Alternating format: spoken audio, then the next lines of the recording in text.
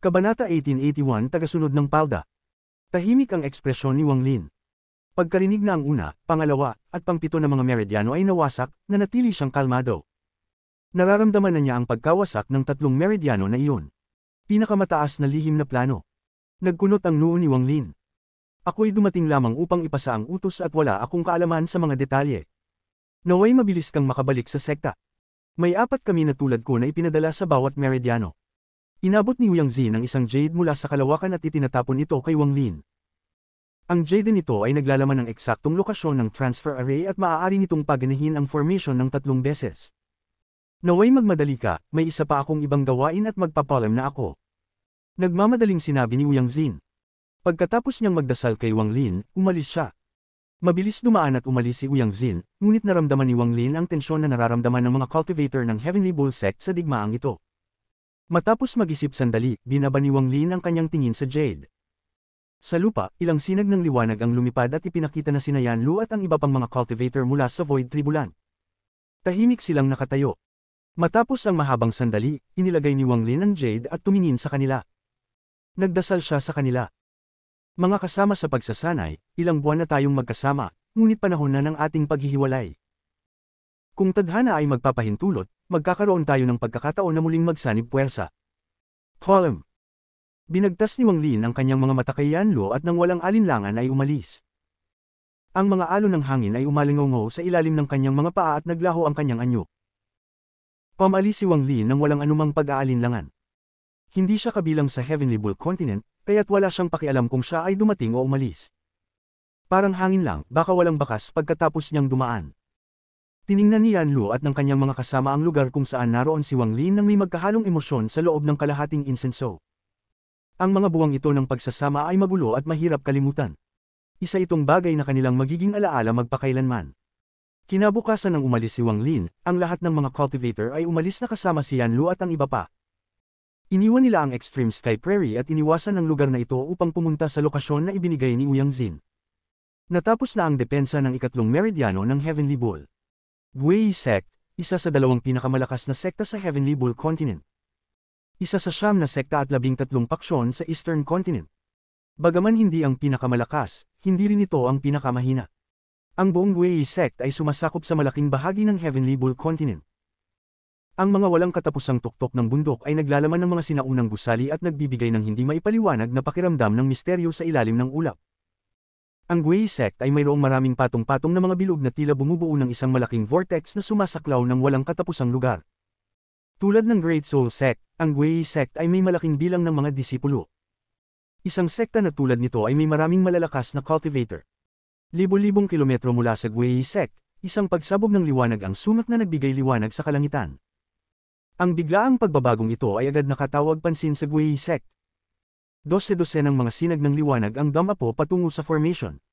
Sa loob ng liwanag ng formation, isang Wang Lin na may puting buhok at puting kasuotan ang nagsimulang magpakita. Ngunit ito ay ang kanyang anyo lamang at hindi ang kanyang hitsura. Habang siya ay malapit ng magpakita, ang 12 ng mga liwanag ay napapalibutan na siya. Sino ka, Ginoo?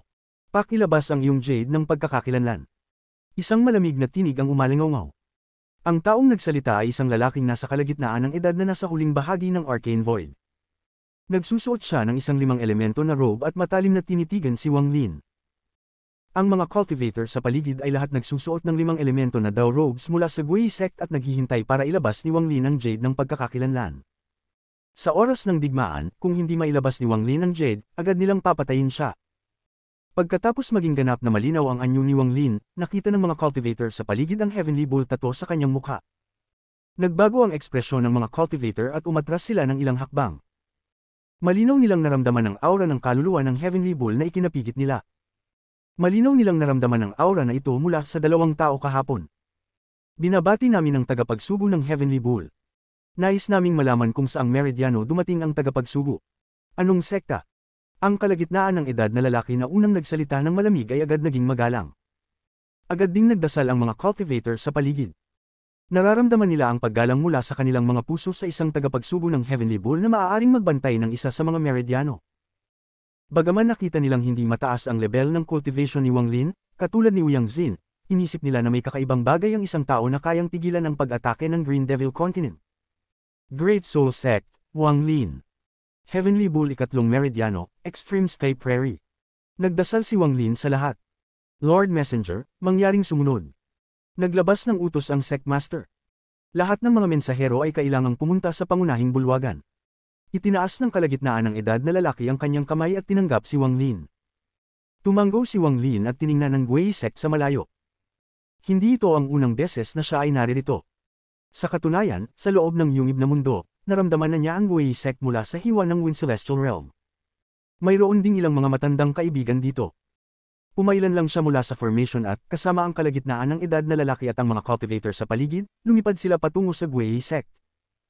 Ngunit bago pa sila makalipad ng malayo, ang transfer array ay nagbigay ng isang napakadilim na liwanag na kumalat sa lahat ng direksyon. Ang biglaang pagbabago ay nakatawag pansin kay Wang Lin at sa mga cultivator na ito. Ang ekspresyon ng kalagitnaan ng edad na lalaki ay naging malamig muli at tinitigan niya ang formation ng may seryosong ekspresyon. Sa loob ng formation, isang babaeng naglalakad ng dahan-dahan ang lumitaw. Hindi malinaw ang kanyang hitsura, ngunit ang kanyang anyo ay napakaganda. Isang sulyap lamang ay magpapasakit ng puso. Sandali pagkatapos, naging malinaw ang anyo ng babae. Isang babae na may suot na kulay lila. Siya ay mukhang bata at napakaganda. Taglay niya ang isang pakiramdam ng katahimikan na kumakalat at nagpapakita siyang parang isang diyosa. Sa kanan ng kanyang magandang mukha, may isang heavenly bull tattoo. Hindi lamang na hindi ito nakapagpabawas sa kanyang kagandahan, ito ay nagbigay sa kanya ng isang misteryosong aura. Tangjia ng Shosheng Sect. Heavenly Bull ika-6 na meridiano, Azure Sea Mountain Range, malumanay na sinabi ng babae habang ang kanyang mata ay dumaan sa mga tao sa harap niya. Tumigil ang kanyang mata kay Wang Lin ng sandali, ngunit nanatili siyang kalmado. Pagkatapos makita ang babae, kumunat ang noo ni Wang Lin. Pinagmasdan niya ito ng mabuti at naramdaman na siya ay pamilyar, ngunit hindi siya makaalala kung bakit. Kumunat ang noo ni Tangjia nang makita ang pagtitig ni Wang Lin at tiningnan siya ng may bahagyang disgust. Malungkot na tinitigan ni Tangjia si Wang Lin at malumanay na sinabi, kasama sa pagsasanay, nakatagpo na ba tayo? Hindi ko pa kayo nakikilala, ngunit pakiramdam ko ay pamilyar kayo. Pagninilay ni Wang Lin at napansin niyang medyo magaspang ang kanyang mga kilos. Nagbigay siya ng isang paumanhin ng ngiti at hinugot ang kanyang mata.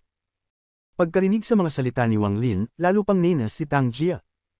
Narinig na niya ang parehong salita ng ilang beses at itinuring niyang isang skirt chaser si Wang Lin. Hindi na siya nagsalita at lumipad patungo sa Wei Sect. Pumiga ng ilong si Wang Lin habang lumilipad patungo sa Wei Sect sa ilalim ng kakaibang mga tingin ng kalagitnaan ng edad na lalaki. Hindi nagtagal, nakarating silang lahat sa Wei Sect at pumasok sa formation, na pinangunahan ng kalagitnaan ng edad na lalaki. Nagbigay liwanag ang kulay lila. Mukhang hindi ito ang unang pagkakataon ni Tangjia na pumunta sa Wei Sect. Direkta siyang nagpunta patungo sa malaking bulwagan. Pagkalipas ng kalahating oras, nakita ni Wang Lin ang isang malaking plaza kung saan may isang napakalaking orasan na nakasabit na pabaligtad sa kalangitan. Nagbigay ito ng mga alon ng presyon. May dalawang cultivator na nakaupo sa ilalim ng orasan. Ang isa ay isang matandang lalaki na may malungkot na mukha na tila hindi pinapansin ang lahat ng nangyayari sa paligid niya.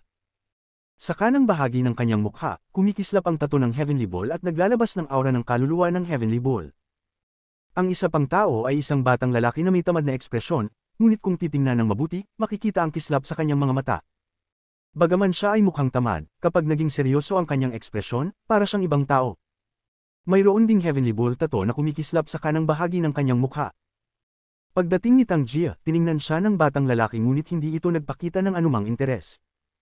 Gayunpaman, ilang sandali pagkatapos, nagbago ang kanyang ekspresyon, at ipinakita ang isang hitsura ng pagkabigla. Bigla siyang tumayo at tinutok ang kanyang mata kay Tangjia. O mas tama, tinitingnan niya ang nasa likod ni Tangjia.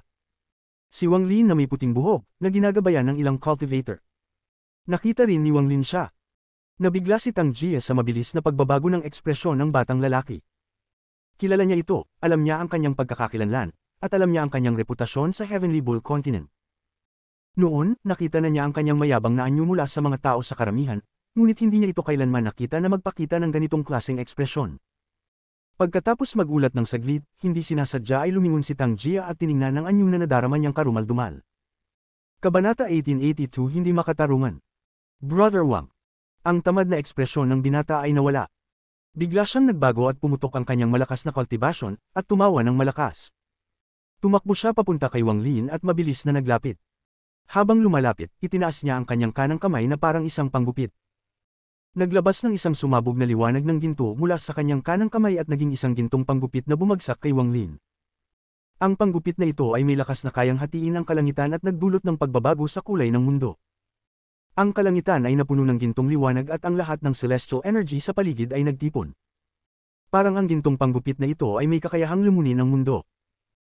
Ang biglaang pagbabago na ito ay nagdulot ng malalaking pagbabago sa mga ekspresyon ng mga cultivator na sumusunod kay Wang Lin, pati na ang kalalakihang nasa kalagitnaan ng edad na agad na umatras mula sa gilid ni Wang Lin. Ang mga mata ni Tang Jia ay kumurap habang tinitingnan ng binata na ang kanang kamay ay parang panggupit.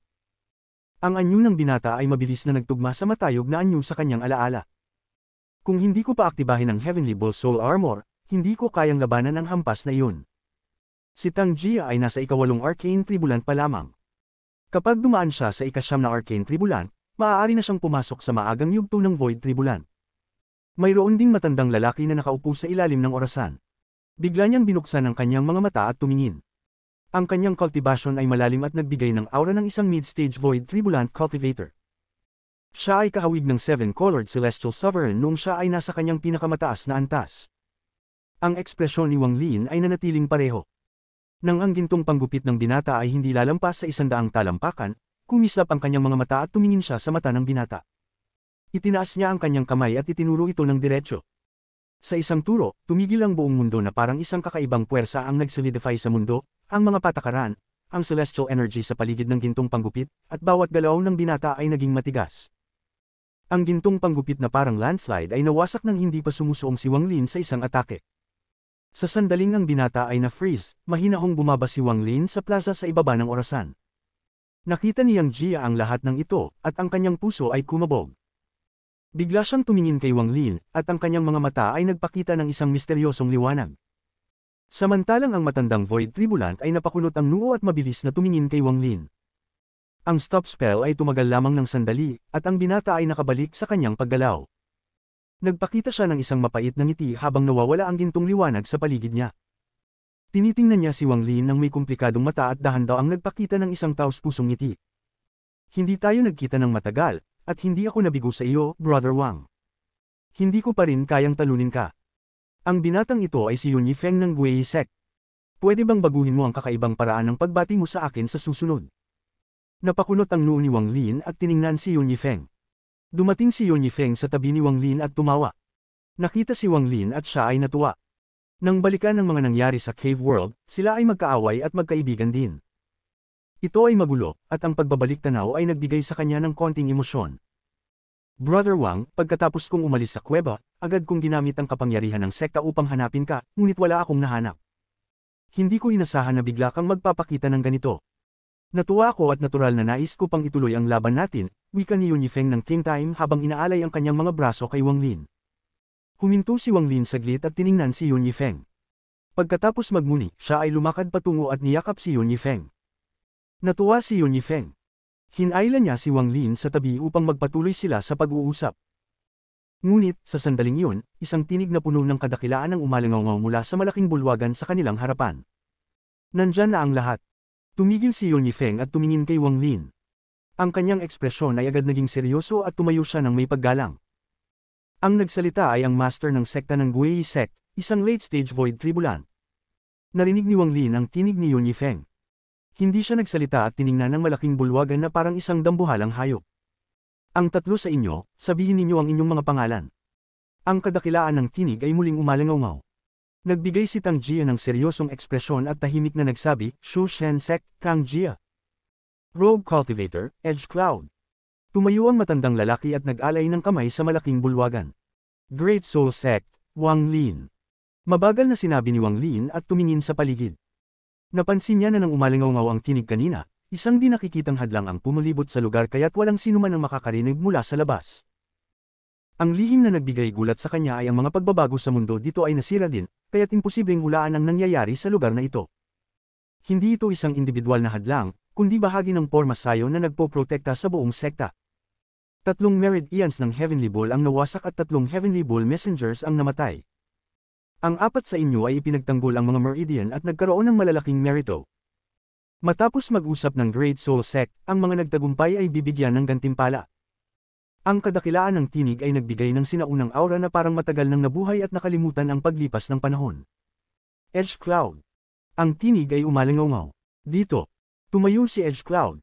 Ipinagtanggol mo ang ika-4 na meridian at nagtagumpay. Gagawin kita bilang isang elder ng metal faction at bibigyan kita ng treasure metal element armor. Ang kadakilaan ng tinig ay umalingaw at isang sinag ng gintong liwanag ang lumabas. Naglalabas ito ng isang malupit na aura ng pagpatay na pumulibot sa plaza. Tumigil ang gintong liwanag sa tabi ni Edge Cloud at naging isang gintong armory na nagbigay ng nakakatakot na presyon. Hindi nakalmado si Edge Cloud at labis ang kanyang kasiyahan. Salamat po, Sect Master. Malalim na huminga si Edge Cloud at nag-alay ng kamay sa malaking bulwagan. Nang yumuko siya, ang gintong liwanag ay naging maraming sinag na pumasok sa kanyang katawan. Tang Jia. Muling umalingaw ang kadakilaan ng tinig. Ipinagtanggol mo ang ika-6 na meridian at nagtagumpay. Papayagan ko ang iyong Shoshen sect na lumawak ng 3 beses, mag-recruit ng 3 beses na mas maraming disipulo, at makakuha ng 3 beses na mas maraming yaman sa cultivation. Bibigyan ko rin kayo ng Guei sect na Treasure Water Element Armor. Isang sinag ng asol na liwanag ang lumabas mula sa malaking bulwagan at naging isang dagat na puno ng mundo. Isang alon ang lumipad at pinalibutan si Tang Jia, pumasok sa kanyang katawan sa pamamagitan ng kanyang mga pores. Nanginginig ang katawan ni Tang Jia at may alon sa kanyang mata. Yumuko siya at magalang na nagsabi, "Salamat po, Senior Sect Master." Yun Yifeng. Nagseryoso si Yun Yifeng at naglakad patungo habang yumuyuko. Ipinagtanggol mo ang ika-4 na meridian at nagtagumpay. Dahil mayroon ka ng elemental armor ng sekta, tuturuan kita ng isa sa aking 4 na spells at bibigyan kita ng isa sa aking celestial treasures, ang Slaughter Spirit Dagger. Habang nagsasalita siya, 2 sinag ng liwanag ang lumabas mula sa malaking bulwagan. Isa ay isang jade at ang isa ay isang dagger. Ito ay kakaiba. May 9 na tinik na naglalabas ng nakakatakot na aura. Salamat po, Sect Master. Natuwa si Yun Yifeng habang tinatanggap ang 2 bagay at yumuko sa malaking bulwagan. Wang Lin. Ang kadakilaan ng tinig ay sanhi ng isang sandali bago dahan-daang umalingaw. Kalmado si Wang Lin habang tinitingnan ng malaking bulwagan at lumakad patungo. Ipinagtanggol mo ang ika-3 meridian at nagtagumpay. Bibigyan kita ng Fire Element Armor. Isang sinag ng apoy ang lumabas mula sa malaking bulwagan at lumipad patungo kay Wang Lin. Nabigay na ang mga gantimpala, ngayon ay bibigyan ko kayo ng isang top secret na misyon. Umalingaw ang tinig. Nais sanang magsalita ni Yun Yifeng, ngunit nang tumingin siya sa malaking bulwagan, nag-isip siya ng tahimik. Ang 3 sa kanila ay nakatanggap ng 2 gantimpala, ngunit si Wang Lin lamang ang nakatanggap ng 1. Hindi lamang si Yun Yifeng ang may pagdududa. Si Tang Jia at ang matandang lalaki ay parehong tumingin kay Wang Lin at napansin ang isyong ito. Si Edge Cloud ay may mataas na antas ng cultivation at isang malungkot na personalidad. Dahil hindi ito kaugnay sa kanya, wala siyang pakialam. Binawi niya ang kanyang tingin at hindi na tinanong pa. Si Tang Jia ay may hindi magandang opinyon kay Wang Lin at hindi siya magmamalasakit.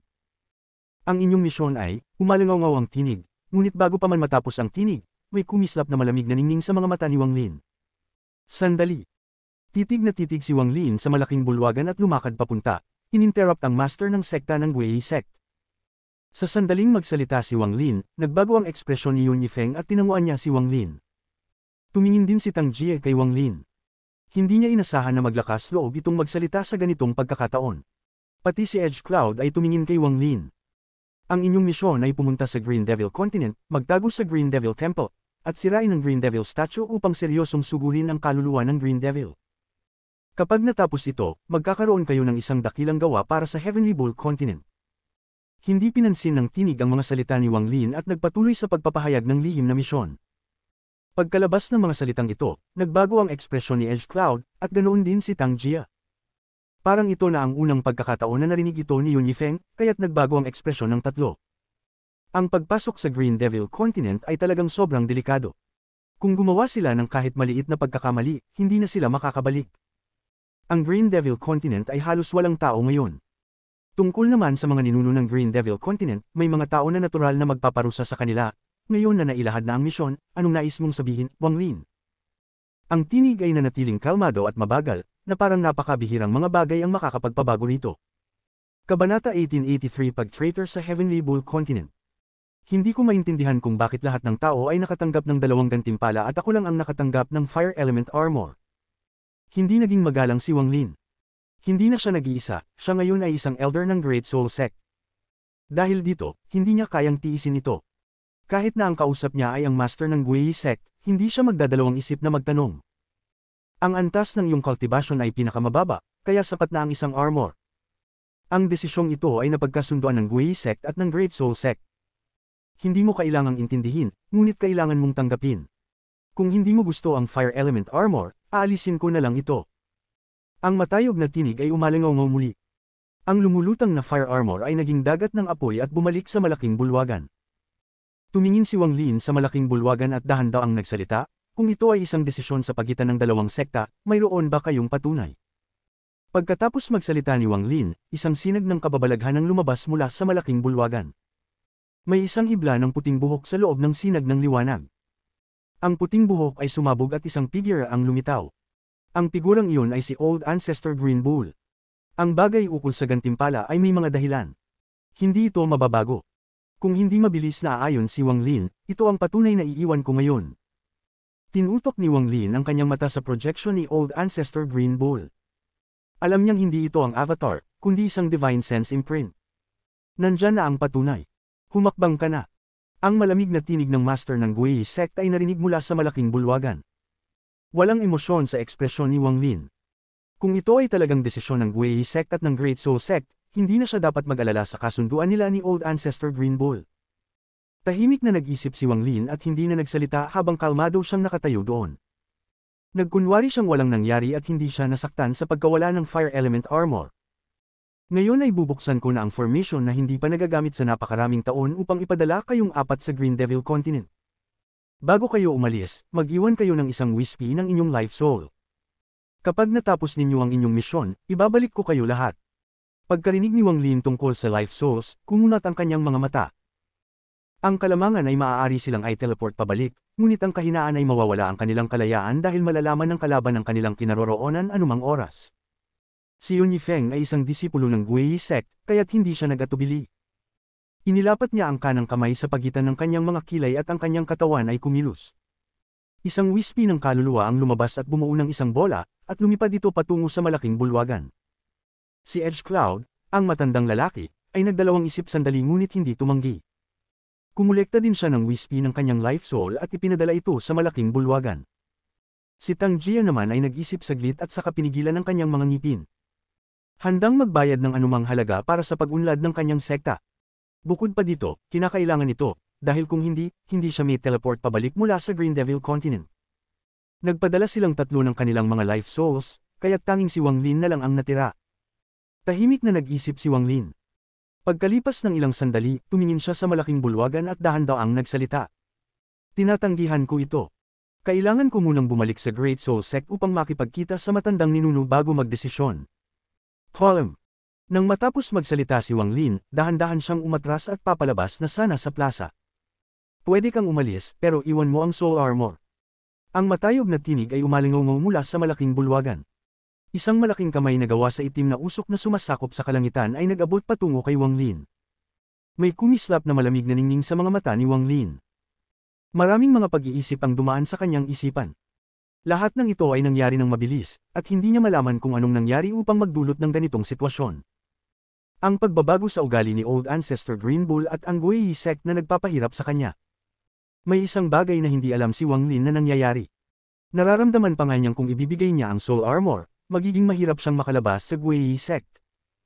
Kung wala ang soul armor na magbibigay sa kanya ng lakas sa cultivation, mapapahamak siya. Matinding pakiramdam ito. Sa katunayan, hindi nais ni Wang Lin na panatilihin ang soul armor para sa sarili. Ang orihinal niyang plano ay tapusin ang 3 kondisyon upang magbayad para sa 3 gantimpala. Pagkatapos, iiwan niya ang soul armor at aalis mag-isa. Sa huli, hindi ito kanya kundi para sa buong Heavenly Bull Continent. Ngunit, dahil sa kakaibang pangyayari, naging sobrang maingat si Wang Lin.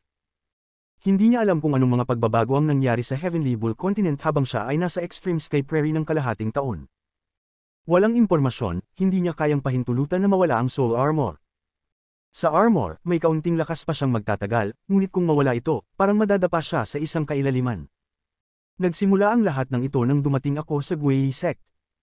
Malinaw na hindi makatarungan. Kung magsasalita ako, matutukso lang ako sa kanilang bitag. Kung nanahimik ako, nariyan ang usapin ng life soul, pinipilit nila akong sumunod. Sa huli, lahat ng nangyari ngayon ay ako ang target. May mali dito. Alam ng Wei sect ang aking pagkakakilanlan, alam nila na nagmula ako sa Cave World, at alam nila ang koneksyon ko kay Zuan Luo, pero bakit? Hindi maintindihan ni Wang Lin at wala ng oras upang intindihin. Sa pagitan ng pagpapabe sa armor at pagharap sa hindi alam, o pagpapanatili ng armor at lumaban, hindi siya nagdalawang isip na piliin ang huli. Nang magsara ang malaking kamay, ang Heavenly Bull tattoo sa kanang bahagi ng mukha ni Wang Lin ay naglabas ng walang katapusang itim na liwanag, na nagulat kay Yunifeng, Tang Jia, at Edge Cloud. Ang itim na liwanag ay agad na bumalot sa buong katawan ni Wang Lin at naging hindi mabilang na itim na mga sinulid. Naging isang suit ng itim na armor ito na tanging mga mata at puting buhok lang ang nakalabas, na dumadaloy kahit walang hangin. Ang kultibasyon ni Wang Lin ay biglang tumaas mula late stage Spirit Void patungo sa early stage Void Tribulant nang isuot niya ang armor. Itinaas niya ang kanang kamay at ginamit ang War Spirit Print. Lumitaw ang malaking palad ng demonyo na may 6 na daliri. Direktang tumama ito sa malaking itim na kamay. Ang malalakas na tunog ng kulog ay umalingongaw sa plaza ng Wei sect at ang palad ng demonyo ay bumagsak. Ang itim na kamay ay nanginginig at kalahati nito ay bumagsak, ngunit ang natira ay tumama pa rin kay Wang Lin. Sa kasalukuyang antas ng kultibasyon ni Wang Lin, pagkatapos matamaan ang natirang bahagi ng itim na kamay, pumuputi ang kanyang mukha at damyugo ang gilid ng kanyang bibig habang mabilis na umatras. Si Wang Lin ay nagtaksil sa Heavenly Bull Continent. Ipadala ang Soul Order. Ang lahat ng mga cultivador ng Heavenly Bull Continent ay maaaring patayin siya nang makita siya. Ang sinumang pumatay sa kanya ay gagantimpalaan ng Fire Element Armor, ng Vice Ghostly Sail ng Great Soul Sect, at isang Heavenly Bull Bead. Nang matamaan si Wang Lin, narinig niya ito. Kinagat niya ang kanyang mga ngipin at nakaramdam ng hindi maipaliwanag na emosyon. Pakiramdam niya ang tatlong mga item na iyon ay orihinal na mga gantimpala niya. Pagkatapos ng mga salitang ito, nagbago ng gusto ang ekspresyon ni Edge Cloud at ipinakita ang hindi makapaniwalang itsura. Nang walang pag-aalinlangan, ang Heavenly Bull tattoo sa kanang bahagi ng mukha niya ay kumislap at bamalat sa buong katawan niya, na nagbuo ng parehong Heavenly Bull Soul Armor na kay Wang Lin. Ang kanyang kultibasyon ay tumaas ng malaki at siya ay lumampas mula sa mid-stage ng Void Tribulant patungo sa huling bahagi ng stage. Sa isang kisap mata, hinabol niya si Wang Lin.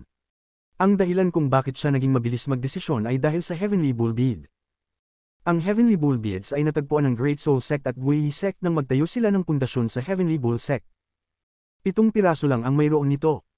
Maraming gamit nito, kabilang ang paggawa ng mga yaman, pagbabago ng epekto ng oras, at ang mga cultivador ay maaaring magtulungan sa loob nito upang mag-aral. Gayunpaman, hindi iyon ang pinakamahalagang gamit nito.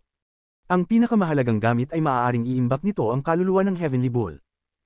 Magbibigay ito sa sinumang may soul armor na kumilos bilang isang hiwalay na nilalang at hindi mawalan ng kakayahan kahit malayo na sila mula sa Heavenly Bull Continent.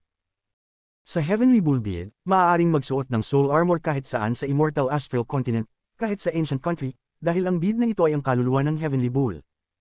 Hindi pa naririnig ni Wang Lin ang tungkol sa Heavenly Bull Bead. Kung narinig niya ito, tiyak na magugulat siya dahil magkatulad ito sa isang bagay na mayroon siya. Sa 7 Heavenly Bull Beads, 3 ang hawak ng Wei Sect at 4 ang hawak ng Great Soul Sect. Sa mga hindi mabilang na taon, hindi pa ito nagagamit bilang mga gantimpala at ginamit bilang framework upang lumikha ng isang banal na lugar ng pagninilay para sa dalawang sekta. Ang banal na lugar na ito ay perpekto lamang kung 3 ang magkakasama. Dahil dito, hindi maaaring ang Wei Sect. Tanging ang Great Soul Sect lamang ang makakapaglabas ng isa dahil mayroon silang sobrang isa.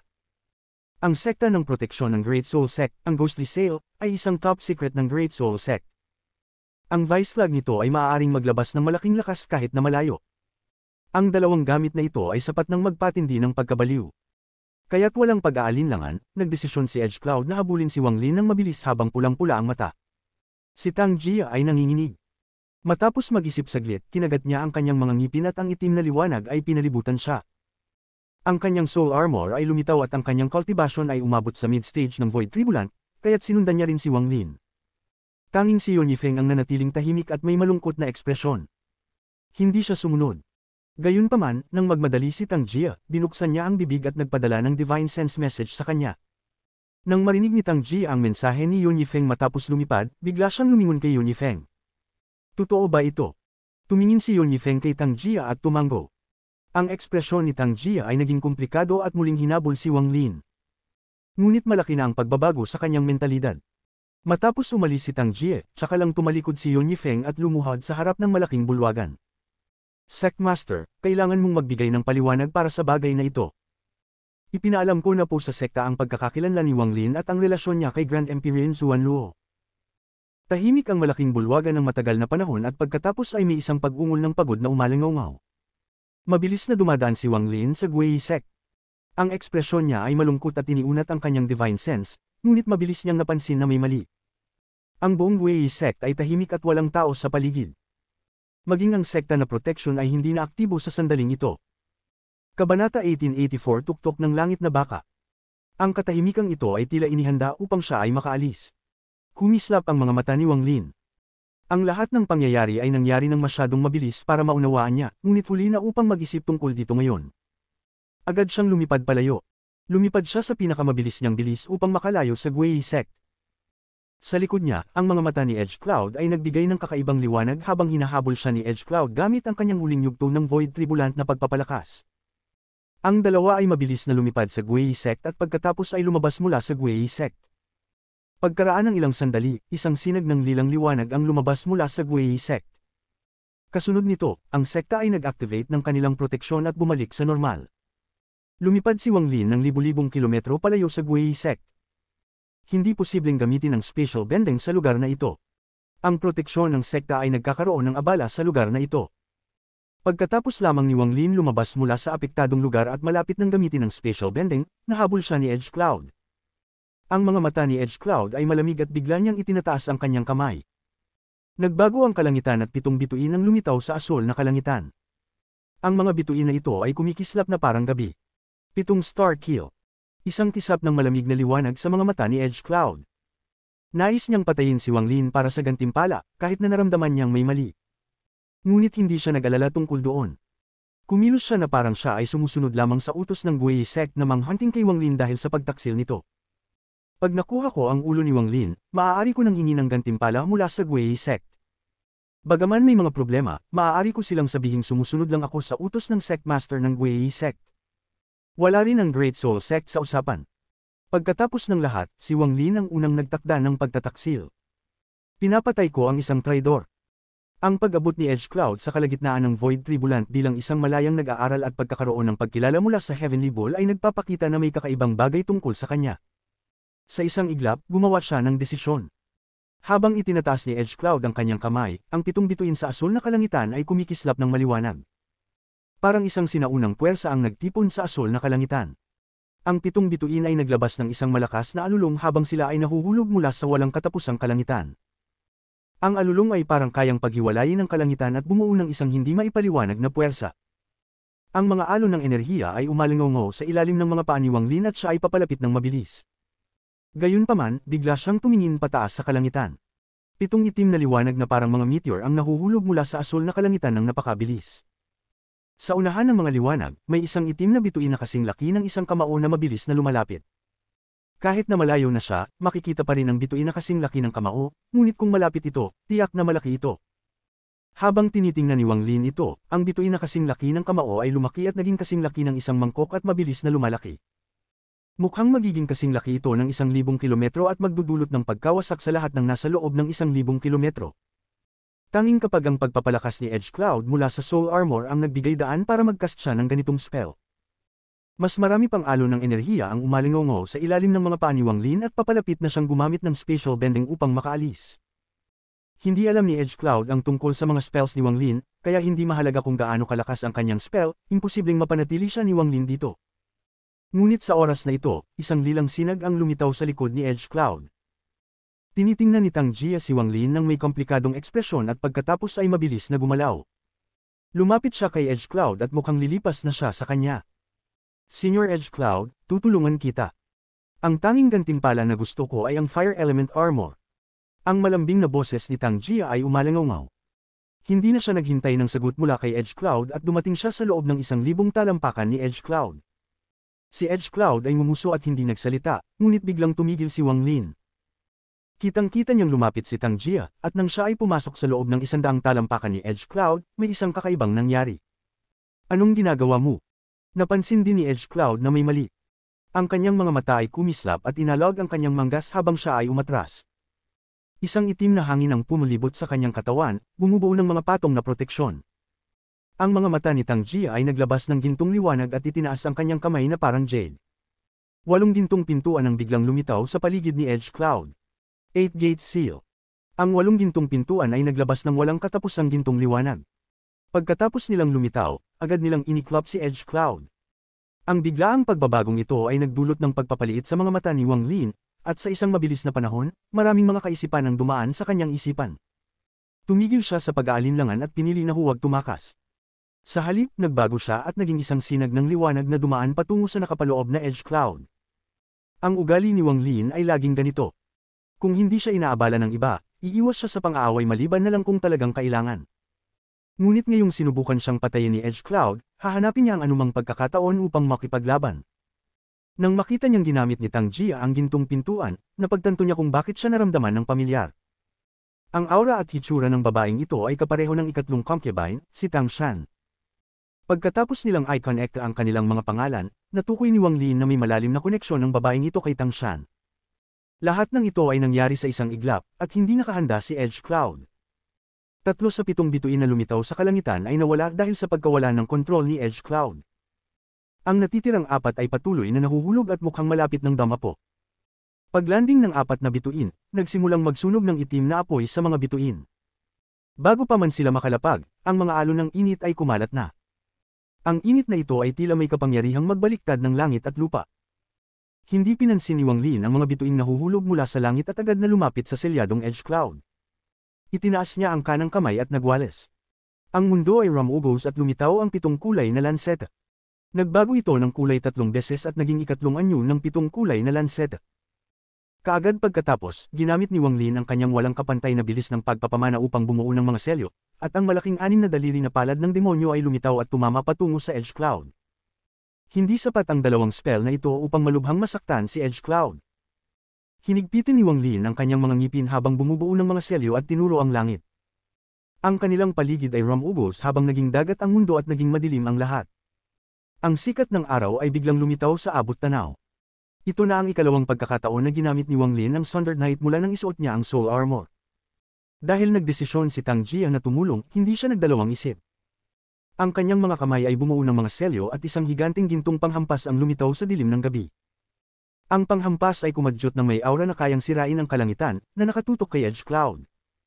Ang kanyang bilis ng pagpapamana ay hindi kayang ihambing sa kay Wang Lin. Sa oras na ginamit ni Wang Lin ang 3 spell, isa pa lamang ang nagamit ni Tang Jia. Malaki ang pagbabago sa ekspresyon ni Edge Cloud. Siya ay kasalukuyang nakapaloob sa mga 8 pintuan. Ang 8 pintuang ito ay ang pinakamakapangyarihang spell ni Tang Jia, at ito ay ginamit noong siya ay nasa gitnang yugto ng Void Tribulan. Ang lakas ng siling nito ay sapat upang gawing pula ang mga mata ni Edge Cloud ng galit na pumatay. Sa puntong ito, hindi na siya nag-alala sa ibang bagay. Kinagat niya ang dulo ng kanyang dila upang dumura ng dugo. Ang dugong ito ay naging walang katapusang mga multo na may kulay dugo na nagmadali patungo sa mga pintuan habang nagpapakawala ng nakakatakot na mga sigaw. Nagkaroon ng isang malakas na pagsabog at gumuho ang 8 pintuan. Pagkabawi ni Edge Cloud, kailangan niyang harapin ang ikatlong anyo ng 7 kulay na lanseta. Hindi siya makatakbo, kaya tiniwasiwas niya ang kanyang manggas at isang maliit na puting kalasag na kasing laki ng kanyang palad ay lumitaw.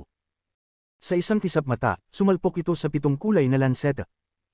Isang malakas na tunog ng kulog ang umalingaw at gumuho ang lanseta, ngunit lumitaw ang hindi mabilang na mga bitik sa puting kalasag. Bago ito gumuho, ang 6 na daliri na palad ng demonyo ni Wang Lin ay lumiit mula sa walang katapusang laki hanggang sa 100 talampakan at bumangga sa maliit na kalasag. Hindi na kayang pigilan ng maliit na puting kalasag at bumagsak ito. Ang palad ng demonyo ay bumangga sa harap ni Edge Cloud. Isang malakas na tunog ng kulog ang umalingaw at naging mapatla ang mukha ni Edge Cloud. Habang siya ay itinutulak pabalik, tinuro niya ang kanyang noo at naglabas ng isang malakas na sigaw. Habang siya ay sumisigaw, ang imahe ng langit na baka ay lumitaw at sumigaw din.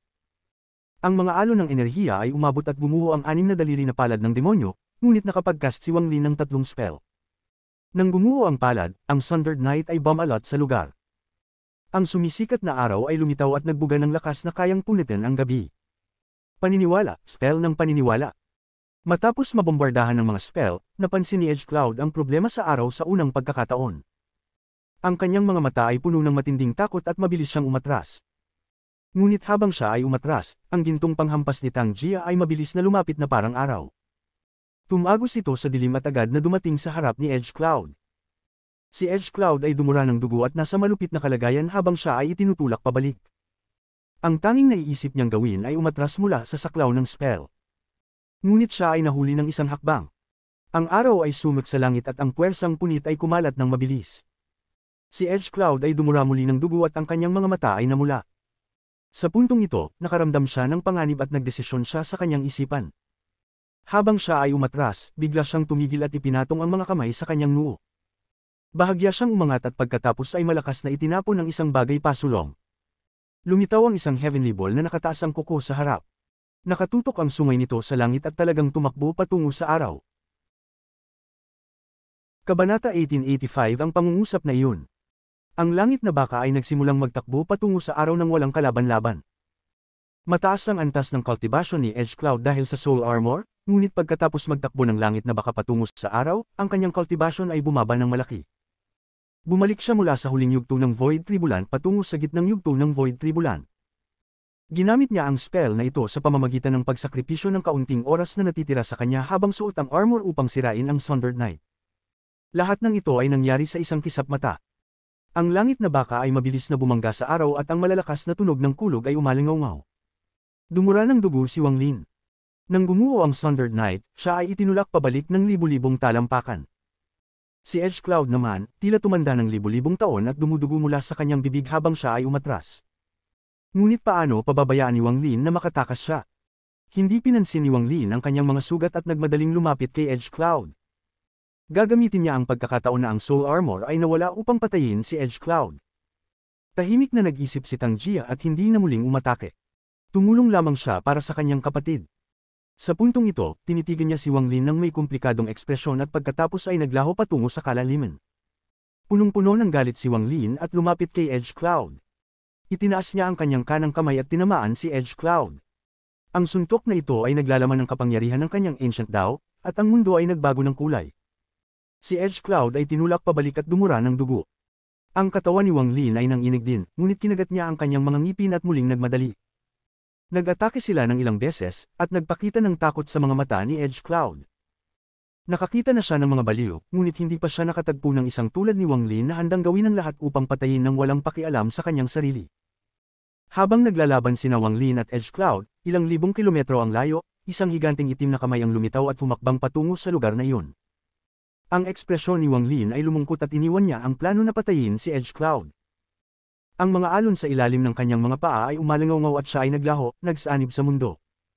Ang higanting itim na kamay ay humakbang at hilahin si Edge Cloud pabalik sa Guiyi Sect. Mabilis na tapos ang labanan na ito. Hindi pa tapos ang lahat nang bumagsak ang apat na bituin sa langit sa lupa. Ang malalakas na tunog ng kulog ay umabot sa 1,000 kilometro na saklaw, at ang malaking alikabok ay bumalat sa rehiyon. Matapos ang matagal na panahon, nawala ang alikabok at tanging ang mga naglalabas ng usok na itim na mga bato na lang ang natira. Ang mga alon ay umalingaw sa isang bundok na 2 buwan ang layo. Lumabas si Wang Lin na may maputlang mukha. Nakatayo siya doon at nag-isip ng matagal. Pagkatapos ng ilang sandali, itinaas niya ang kanyang mga mata at tiningnan ang paligid. Ang kanyang ekspresyon ay malungkot. Kontinente ng langit na baka, oras na para umalis, habang napabuntong hininga, tinitigan ni Wang Lin ang paligid at nagulat siya. Pamilyar siya sa lugar na ito dahil dati na niyang napuntahan. Dito matatagpuan ang Seven Dao Sect. Napalipat siya ng hindi namamalayan at wala siyang tiyak na destinasyon, ngunit hindi niya inasahan na makararating siya dito. Habang tinitingnan ng itim na ulap na bumabalot sa bundok, nagbuntong hininga si Wang Lin. Pumasok siya sa ulap at lumipad patungo sa direksyon ng Seven Dao Sect. Di nagtagal, nakita ni Wang Lin ang isang grupo ng mga palasyo na may amoy ng pagkabulok sa bundok. Bumaba siya sa plaza sa labas ng pangunahing bulwagan. Karamihan sa mga bato dito ay nasira at tinubuan ng mga damo. Naupo siya at tinitigan ang Seven Dao Sect. Ang lungkot na nararamdaman niya ay unti-unting pinalitan ng init. Sa ilang aspeto, ang lugar na ito ay naging kanyang tahanan. Pumikit si Wang Lin at naupo upang ayusin ang kanyang mga sugat. Matagal na niyang inalis ang Soul Armor, at sa kanyang mahinang kalagayan, pinakawalan niya si Hisi upang magbantay sa kanya. Sa isang kisap mata, 3 araw na ang lumipas. Pagkatapos ng 3 araw, binuksan ni Wang Lin ang kanyang mga mata at tinitigan ang Seven Dao Sect. Sa unang pagkakataon niyang dumating, nilinis lamang niya ang lugar. Ngayon, sa pangalawang pagkakataon at may kabuntot na damdamin ng kailangang lisanin ang kontinente ng langit na baka, naglakad siya sa loob ng Seven Dao Sect. Naglakad siya sa bawat gusali at mga lugar kung saan nanirahan ang mga disipulo ng Seven Dao Sect. Sa huli, pumasok siya sa pangunahing bulwagan ng Seven Dao Sect. Doon, isang malaking trono ang matatagpuan. Malinaw na ito ay pag-aari ng 7 kulay na Celestial Sovereign. Tinitigan ni Wang Lin ang tahimik na bulwagan, ang mesa at mga upuan ay tinabyunan ng alikabok. Nagbigay ito ng pakiramdam ng pagkabulok.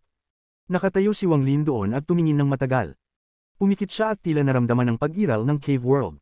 Bigla siyang nakaramdam ng pagkasabik. Namiss niya ang cave world, namiss niya ang lahat ng tao doon. Parang nakikita niyang muli ang cave world. Isang magandang babae na may mahahabang buhok na lumilipad ay nakatayo sa burol at nakatingin sa madilim na langit, parang naghahanap ng mga mata doon. Pagkalipas ng matagal, binuksan ni Wang Lin ang kanyang mga mata at lumabas ng templo. Nakatayo siya sa Seven Dao Sect mag-isa, at ang kanyang ekspresyon ay unti-unting naging malungkot. Kailangan pa rin niyang harapin ang malupit na realidad. Siguradong may nangyaring malaking pagbabago sa kontinente ng langit na baka sa mga buwan na ito. Ang pagbabago ito ang nagdulot sa kanila upang baguhin ang kanilang gantimpala para sa akin, o pinilit akong umalis, ngunit pinayagan nila akong umalis. Pati na ang Great Soul Sect, ang mga mata ni Wang Lin ay kumislap. Pakiramdam niya na may nahawakan siyang ideya, ngunit hindi pa malinaw.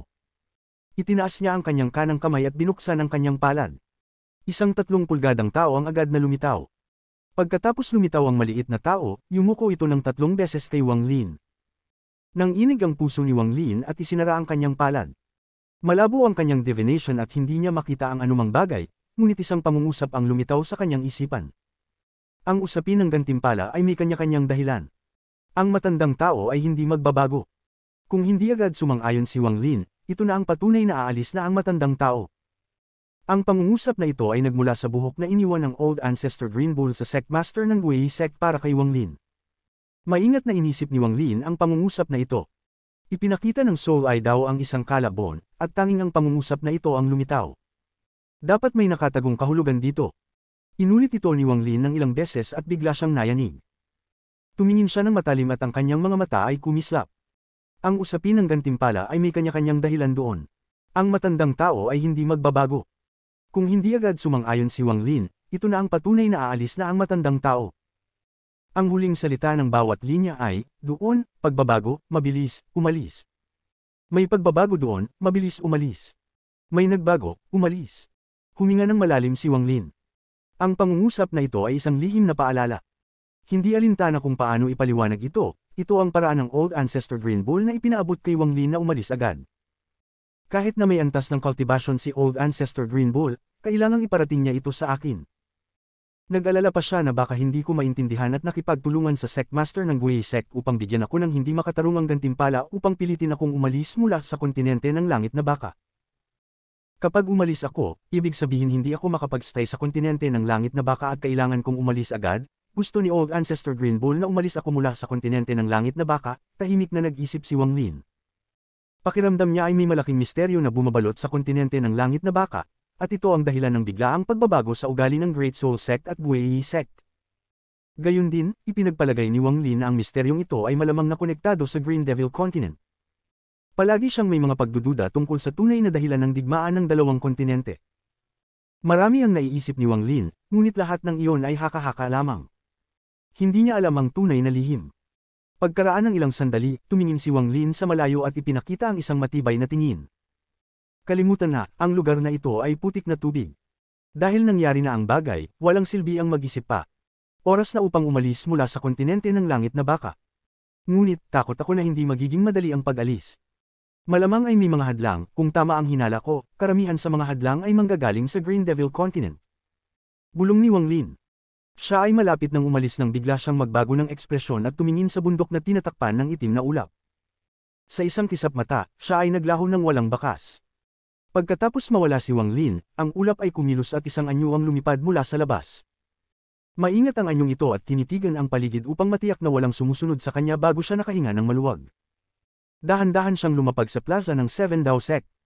Putang ina, nakatagpo ako ng mga problema sa daan at dumating ng ilang araw na huli. Sana hindi ko napagtagilad ang mga plano ng matandang ninuno. Ang anyo ay mukhang kinakabahan habang tinitingnan ang paligid.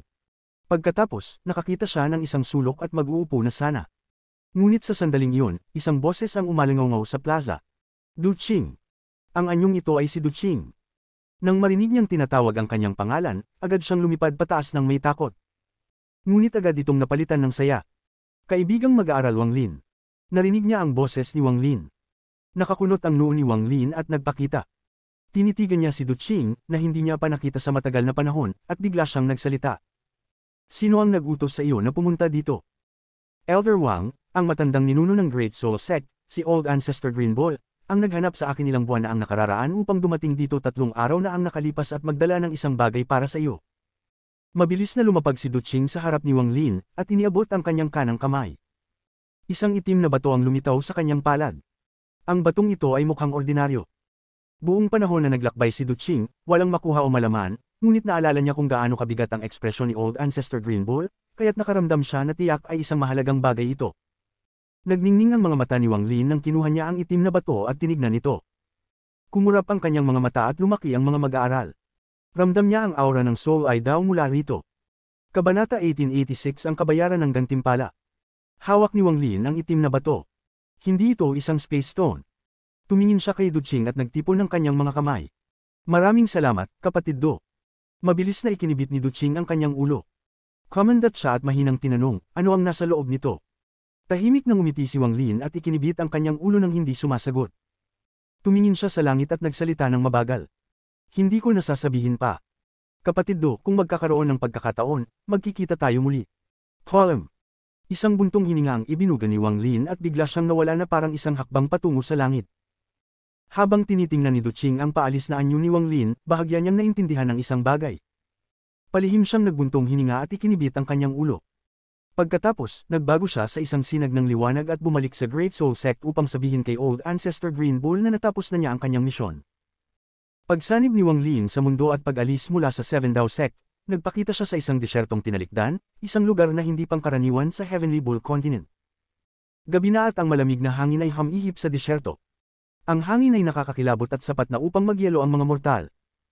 Makakayanan ito ng mga cultivator, ngunit para kay Wang Lin na nasa 3 hakbang na antas ng cultivation, ang hangin ay tila banayad. Hawak pa rin niya ang itim na bato sa kanyang kamay. Bumulagta siya at tinitigan ang batong ito sa kanyang palad. Hindi niya alam kung bubuksan ba ito o hindi. Bagamat hindi niya alam kung ano ito, ang aura ng Soul Eye daw ay lihim na nagbigay kay Wang Lin ng paraan para buksan ito. Pagkalipas ng ilang sandali, nagpakita si Wang Lin ng matinding pagtingin. Binuksan niya ang kanyang palad at ang 3 pulgadang maliit na tao ay lumitaw sa tabi ng itim na bato. Sa isang kisap mata, pumasok ito sa bato. Ang tunog ng pagputok ay umalingaw sa buong desyertong gabi, pumasok sa mga tainga ni Wang Lin kasabay ng alon ng hangin. Pagkatapos pumasok ng maliit na tao, mga manipis na bitik ang lumitaw sa bato, at sa loob ng 3 paghinga, ito ay tuluyang pumutok. 4 na bola ng liwanag ang biglang lumabas. Nang makita ni Wang Lin ang mga 4 na bola ng liwanag, ang kanyang puso ay nagalaw at nagulat siya. Ang unang bola ng liwanag ay naglalaman ng isang tao mula sa lupa na kasing laki ng isang kamao. Ang taong ito ay nakaupo, walang mga butas ang katawan, ngunit patuloy itong nagbabago mula sa isang armor hanggang sa humanoid na anyo. Naglabas ito ng lakas ng elemento ng lupa. Tila nakikronghi sa buhangin dito, kaya't ang buhangin ay maingat na gumalaw. Hindi gaanong alam ni Wang Lin tungkol sa mga suit ng armor mula sa Guiyi Sect. Ngunit nakita niya ang ilan sa mga ito sa Cave World at ang mga ibinigay ng Guiyi Sect sa mga sugo. Gayunpaman, ang mga armor na iyon ay hindi kayang ikumpara sa armor ng tao sa loob ng bola ng liwanag sa aspeto ng hitsura o aura. Kahit na si Wang Lin, na hindi gaanong nakakaalam, ay makikita na ang mga ito ay hindi magkapareho ng antas. Ang human-shaped armor na ito ay malamang nabihira kahit sa Guiyi Sect. Hindi alam ni Wang Lin kung anong presyo ang binayaran ni Old Ancestor Green Bull upang makuha ito para kay Wang Lin. Tahimik na nagmuni si Wang Lin. Sa loob ng pangalawang bola ng liwanag, may isang maliit na itim na layag. Mas tiyak, ito ay isang ghostly sail. Naglabas ito ng aura na magdadala sa isang tao na mawala ng sarili sa isang panaginip. Nararamdaman ni Wang Lin ang aura ng pangunahing ghost sail na ginamit bilang proteksyon ng sect ng Great Soul Sect. Kung tama ang hula ni Wang Lin, ito ay ang Vice Ghostly Sail na bahagi ng gantimpala para sa pagpatay kay Wang Lin. Habang tinitingnan ng maliit na ghostly sail, nakaramdam si Wang Lin ng hindi maipaliwanag na damdamin. Napakahalaga ng sect protection ghostly sail para sa Great Soul Sect. Ngunit si Old Ancestor Green Bull ay hindi inaasahan na ipagkaloob ito sa kanya. Tahimik lang na nagmuni si Wang Lin. Sa loob ng 3 bola ng liwanag, may isang kayumangging perlas. Ang perlas na ito ay kasing laki ng heaven-defying bead, at pati na rin ang aura nito ay kahawig. Pagkatapos makita ang perlas na ito, si Wang Lin ay nagkaroon ng ilusyon na tinitingnan niya ang heaven-defying bead na fusion na sa kanyang kaluluwa. Ito ay, nagulat si Wang Lin sandali habang tinitingnan ito. Nakita niya ang maraming aspeto na kapareho ng kanyang heaven-defying bead, ngunit hindi lahat.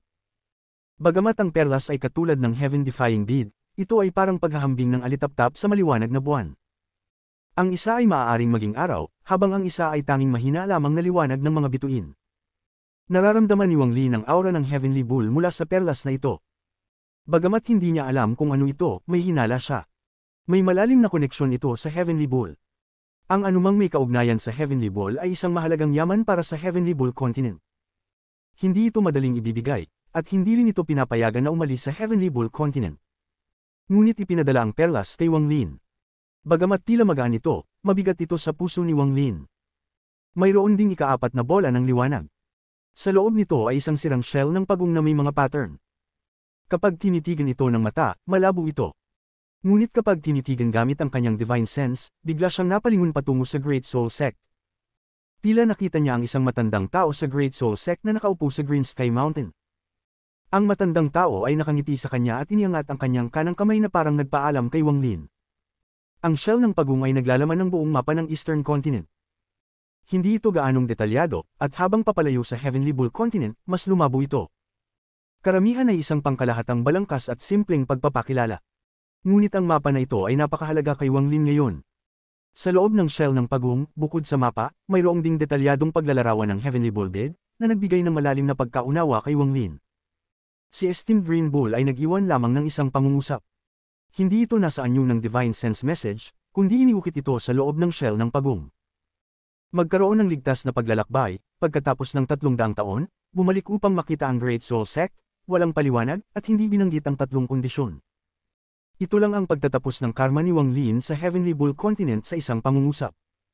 Nagpakita ng komplikadong ekspresyon si Wang Lin. Matapos ang isang mahabang oras, inilagay niya ang human-shaped armor at ghostly sail. Inangat ang Heavenly Bull Bead at inilagay ang kaluluwa ng Heavenly Bull dito. Ngayon, maaari na niyang dalhin ito kahit saan siya magpunta. Sa huli, maingat niyang inilagay ang shell ng pagong at tumingin patungo sa Great Soul Sect. Nagtipon siya ng mga kamay at yumuko. Babalik ako, bulong ni Wang Lin bago lumingon at lumipad papunta sa hangin, patungo sa mga hangganan ayon sa mapa. Pupunta siya sa Donglin Sect. Ang Donglin Sect ay nasa hilagang bahagi ng Eastern Continent sa Great Sage Continent. 5 kontinente ang layo mula sa Heavenly Bull Continent. Malayo ito, at kung lilipad, kailangan ng ilang taon ng paglalakbay. Kahit na may spatial bending dahil hindi ito magagamit ng paulit-ulit, kakailanganin pa rin ni Wang Lin ng 1 o 2 taon. At upang makarating sa Donglin Sect, may isang lugar na kailangan niyang dumaan, ang Green Devil Continent. Kung iwasan niya ito, mas maraming oras ang masasayang, at hindi lang 5 kontinente. Magkakaroon pa ng mas maraming mapanganib na lugar na tatahakin. Matapos mag-isip ng sandali, kumislap ang mga mata ni Wang Lin. Bahagya niyang hinala na ang pagbabago sa Great Soul Sect at Guiyi Sect ay may kaugnayan sa Green Devil Continent. Hindi niya alam kung tama siya o mali, ngunit kung tama siya, may isang tao marahil na naghihintay sa kanya sa dulo ng Heavenly Bull Continent. Bagamat mukhang delikado ang pagpunta sa Green Devil Continent, kadalasan ay wala na masyadong tao doon, marahil ang pinakadelikadong lugar ay siya ring pinakamadaling pagdaanan. Pagkatapos gumawa ng desisyon, binago ni Wang Lin ang direksyon at ginamit ang spatial bending patungo sa PLC. Maingat niyang tinahak ang daan patungo sa PLC. Kapag hindi niya magamit ang spatial bending, hindi siya lumilipad sa hangin. Sa huli, lahat ng tao sa Heavenly Bull Continent ay kalaban niya ngayon. Kung nakilala siya ng mga cultivator mula sa Heavenly Bull Continent o Green Devil Continent, magiging massacre ito. Dahil dito, hindi nais ni Wang Lin na pumatay ng mga cultivator ng Heavenly Bull Continent, kaya tuwing hindi niya magamit ang spatial bending, magtatago siya. Pagkatapos ng ilang panahon, muling magmamadali. Bilang resulta, mas mabagal ang kanyang galaw. Nang magtawid siya sa Extreme Sky Prairie at nasa isang spatial bending na lamang mula sa PLC, na tumagal ng 3 buwan ng paglipad, ilang buwan na ang lumipas. Sa bahaging ito ng Heavenly Bull Continent, kasalukuyang taglamig. Ang nyebe ay bumabagsak mula sa langit at ang bagyong ito ay sumasaklaw sa libu-libong kilometro. Kailangan pa ng kalahating buwan para magamit ni Wang Lin ang spatial bending. Inubos niya ang oras na ito sa closed-door cultivation, at ang kanyang mga sugat ay gumaling. Nang maglakad siya sa nyebe, hinarap niya ang malamig na hangin habang nagpapatuloy. Hindi kalayuan sa kanya, may isang lungsod ng mortal sa ilalim ng nyebeng dilim na naglalabas ng mga kalat-kalat na liwanag. Ang usok ay sumasabog pataas at nahalo sa nyebe. Napakakalmado at napakamagandang tanawin. Ito ang unang pagkakataon na papasok si Wang Lin sa mortal na mundo sa Immortal Astral Continent. Bagamat may distansya pa siya mula sa PLC, itinuturing pa rin itong kalapit na lugar, ngunit hindi ito nasira ng gumuho ang PLC. Walang mortal na namatay sa pagkasira ng PLC. Sa katunayan, ang alamat ng PLC ay matagal nang umiiral. Kung ito man ay mula sa Green Devil Continent o Heavenly Bull Continent, ginawa nilang isang ipinagbabawal na lugar ang paligid ng PLC para sa mga mortal. Gayunpaman, kung ang Celestial Peel ay sumabog malapit sa Heavenly Bull Continent, tiyak na mawawala ang lungsod sa harap ni Wang Lin. Ang bagyong nyebe ay tumindi pa. Ang hangin ay umaatungal na parang isang masamang espiritu na humihiyaw sa langit. Ang usok na tumataas ay agad na natangay bago ito magtipon. Ang mga tao sa lungsod ay lahat ay nagsusuot ng mga damit na yari sa koten at mabilis na naglalakad pauwi na nakayuko ang ulo. Pumasok si Wang Lin sa lungsod sa oras na ito. Kabanata 1887 Blockade. Bumagsak ang snow at humihip ang malamig na hangin sa gabi habang naglalakad si Wang Lin patungo sa lungsod. Hindi niya alam kung bakit nais niyang pumunta dito pagkatapos niyang madetect ang lungsod na ito. Marahil naghahanap ako ng pakiramdam ng pagiging ordinaryo, naglakad si Wang Lin sa nyebe na naglalabas ng ingay. Ilang snowflakes ang bumagsak sa kanyang mukha. Malamig na malamig ang mga ito. Naglakad siya mula sa isang gilid ng lungsod patungo sa kabilang gilid. Iniwan niya ang kanyang mga yapak, ngunit mabilis itong natakpan ng nyebe. Sa kabila ng lungsod, tumingin si Wang Lin pabalik. Habang naglalakad siya, nakita niya ang buong lungsod at ang 10,000 ilaw mula sa mga tahanan. Ngunit wala siyang naramdamang init. Parang siya ay mga yapot na tinakpan ng nyebe. Hindi siya kabilang dito. Ito ang unang pagkakataon na naranasan ni Wang Lin ang pakiramdam na hindi maipaliwanag. Bahagya niyang naintindihan na habang tumataas ang kanyang antas ng cultivation, nawawala ang kanyang huling ugnayan sa mga mortal. Sa kanyang kalooban, alam niyang ang pagbabalik sa mga mortal ng 3 beses ay ang hangganan, at pagkatapos ng 3 beses, panahon na upang putulin ito. Isang pagbabago ng kaisipan nito. Nais niyang magpahinga sa lungsod at panuurin ang mga mortal na nabubuhay, ngunit hindi na niya kayang ganap na pagsamahin ang sarili. Hindi na ba kalmado ang aking puso, tumingala si Wang Lin sa nyebe sa langit. Nakatayo siya sa tabi ng gate sa gabi mag-isa, at mahina niyang binigkas sa sarili. Ngayon mayroon akong 8 asensya, kailangan ko na lang ng isa pang asensya upang pumasok sa Arcane Void Stage. Pagkatapos nito, sigurado akong mabilis kung malalampasan ang 9 na Arcane Tribulants. Marahil hindi na kalmado ang aking puso, ngunit alam ko na isang araw, magiging kalmado ito at magagawa kong tahimik na maunawaan ang mundo sa isang mortal na lungsod. Pumunta si Wang Lin, ngunit umalis siya na may pakiramdam ng lungkot. Parang may iniwan siya, at hindi niya ito matagpuan. Ito ay isang presyo, ang presyo ng pagiging malakas. Tahimik na naglakad si Wang Lin sa nakasaradong gate ng lungsod. Humarap siya sa hangin habang papalayo mula sa lungsod. Ang 10,000 ilaw ay kumikislap sa likod niya at nagbigay ng init. Nais ni Wang Lin ang init na ito ngunit hindi niya ito maabot. Ang pag-ungol ng hangin ay umalingaw sa nyebe, unti-unting bumubuo ng isang awit ng hangin at nyebe na sinasamahan ng nag-iisang anyo ni Wang Lin. Ilang buwan ang lumipas, sa gumuho ng PLC. Ang lugar na ito ay naging isang higanteng basin. Wala nang anuman dito. Walang bakas ng buhay, tanging pagkawasak at kamatayan. Lumabas ang anyo ni Wang Lin sa langit sa ibabaw ng PLC. Ito na ang pangalawang pagkakataon niyang dumaan dito.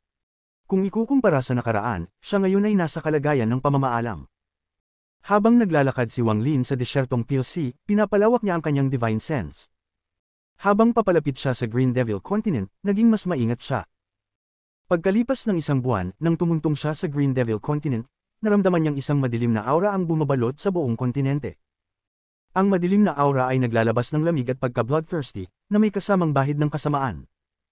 Ang mga mortal, hayop, at kahit mga cultivator na ipinanganak dito ay may halong kalikasan ng demonyo. Ang lupa ng Green Devil Continent ay malaki ang pagkakaiba sa Heavenly Bull Continent. Kaunti ang mga bundok, at karamihan ng teritoryo ay binubuo ng mga latian. Ang walang katapusang mga latian ay parang may mga nakakatakot na alamat. Mapapaamo ang balat ng isang tao habang naglalakad dito. Hindi gusto ni Wang Lin ang Green Devil Continent. Hindi na maraming malalakas na cultivator ang natira sa Green Devil Continent. Karamihan ay mga mahihinang cultivator na walang banta kay Wang Lin. Gayunpaman, pinanatili pa rin ni Wang Lin ang kanyang dating bilis at ginamit ang spatial bending upang tawirin ang Green Devil Continent. Nararamdaman niyang malalim sa Green Devil Continent, may isang misteryosong puwersa. Ang puwersang ito ay malaki at puno ng demonyong enerhiya. Ayon sa Pagong Shell, doon matatagpuan ang Green Devil Scorpion Temple ng Green Devil Continent. Walang Heavenly Bull Temple sa Heavenly Bull Continent. Ang ganitong klaseng templo ay nangangailangan ng pahintulot mula sa emperador. Kung wala ito, hindi maaaring magtayo ng templo. Ang enerhiya ng demonyo ay malakas, sapat upang makaapekto sa isipan ng isa. Hindi nilapitan ni Wang Lin ang lugar na iyon kundi pinalibutan ito. Nagpatuloy siyang mag-teleport patungo sa hangganan ng Meng Earth Continent. Dahan-daang lumipas ang panahon. Paglipas ng ilang buwan, nakatagpo si Wang Lin ng ilang mga cultivator, ngunit wala ni isa sa kanila ang nakapigil sa kanya. Matapos ang ilang buwan, dumating si Wang Lin sa dulo ng Green Devil Continent. Sa hangganan ng Meng Earth Continent ay isa sa mga bihirang kabundukan sa Green Devil Continent. Ito ay matarik at tila nakakabit sa langit. Pagkatapos nitong bundok, makarating siya sa Meng Earth Continent. Nakatayo sa ilalim ng kabundukan, tahimik na tinitingnan ni Wang Lin ang matayog na mga bundok. Naramdaman niya ang dalawang malalaking pinagmumula ng demonyong enerhiya sa tuktok, na nagbuo ng dalawang higanteng scorpion na nakatuping sa harap ng bundok. Ang mga iyon ay dalawang Green Devil Messengers. Sa likod ng dalawang pinagmumula ng demonyong enerhiya, may isang napakalakas na sword energy sa tuktok ng bundok.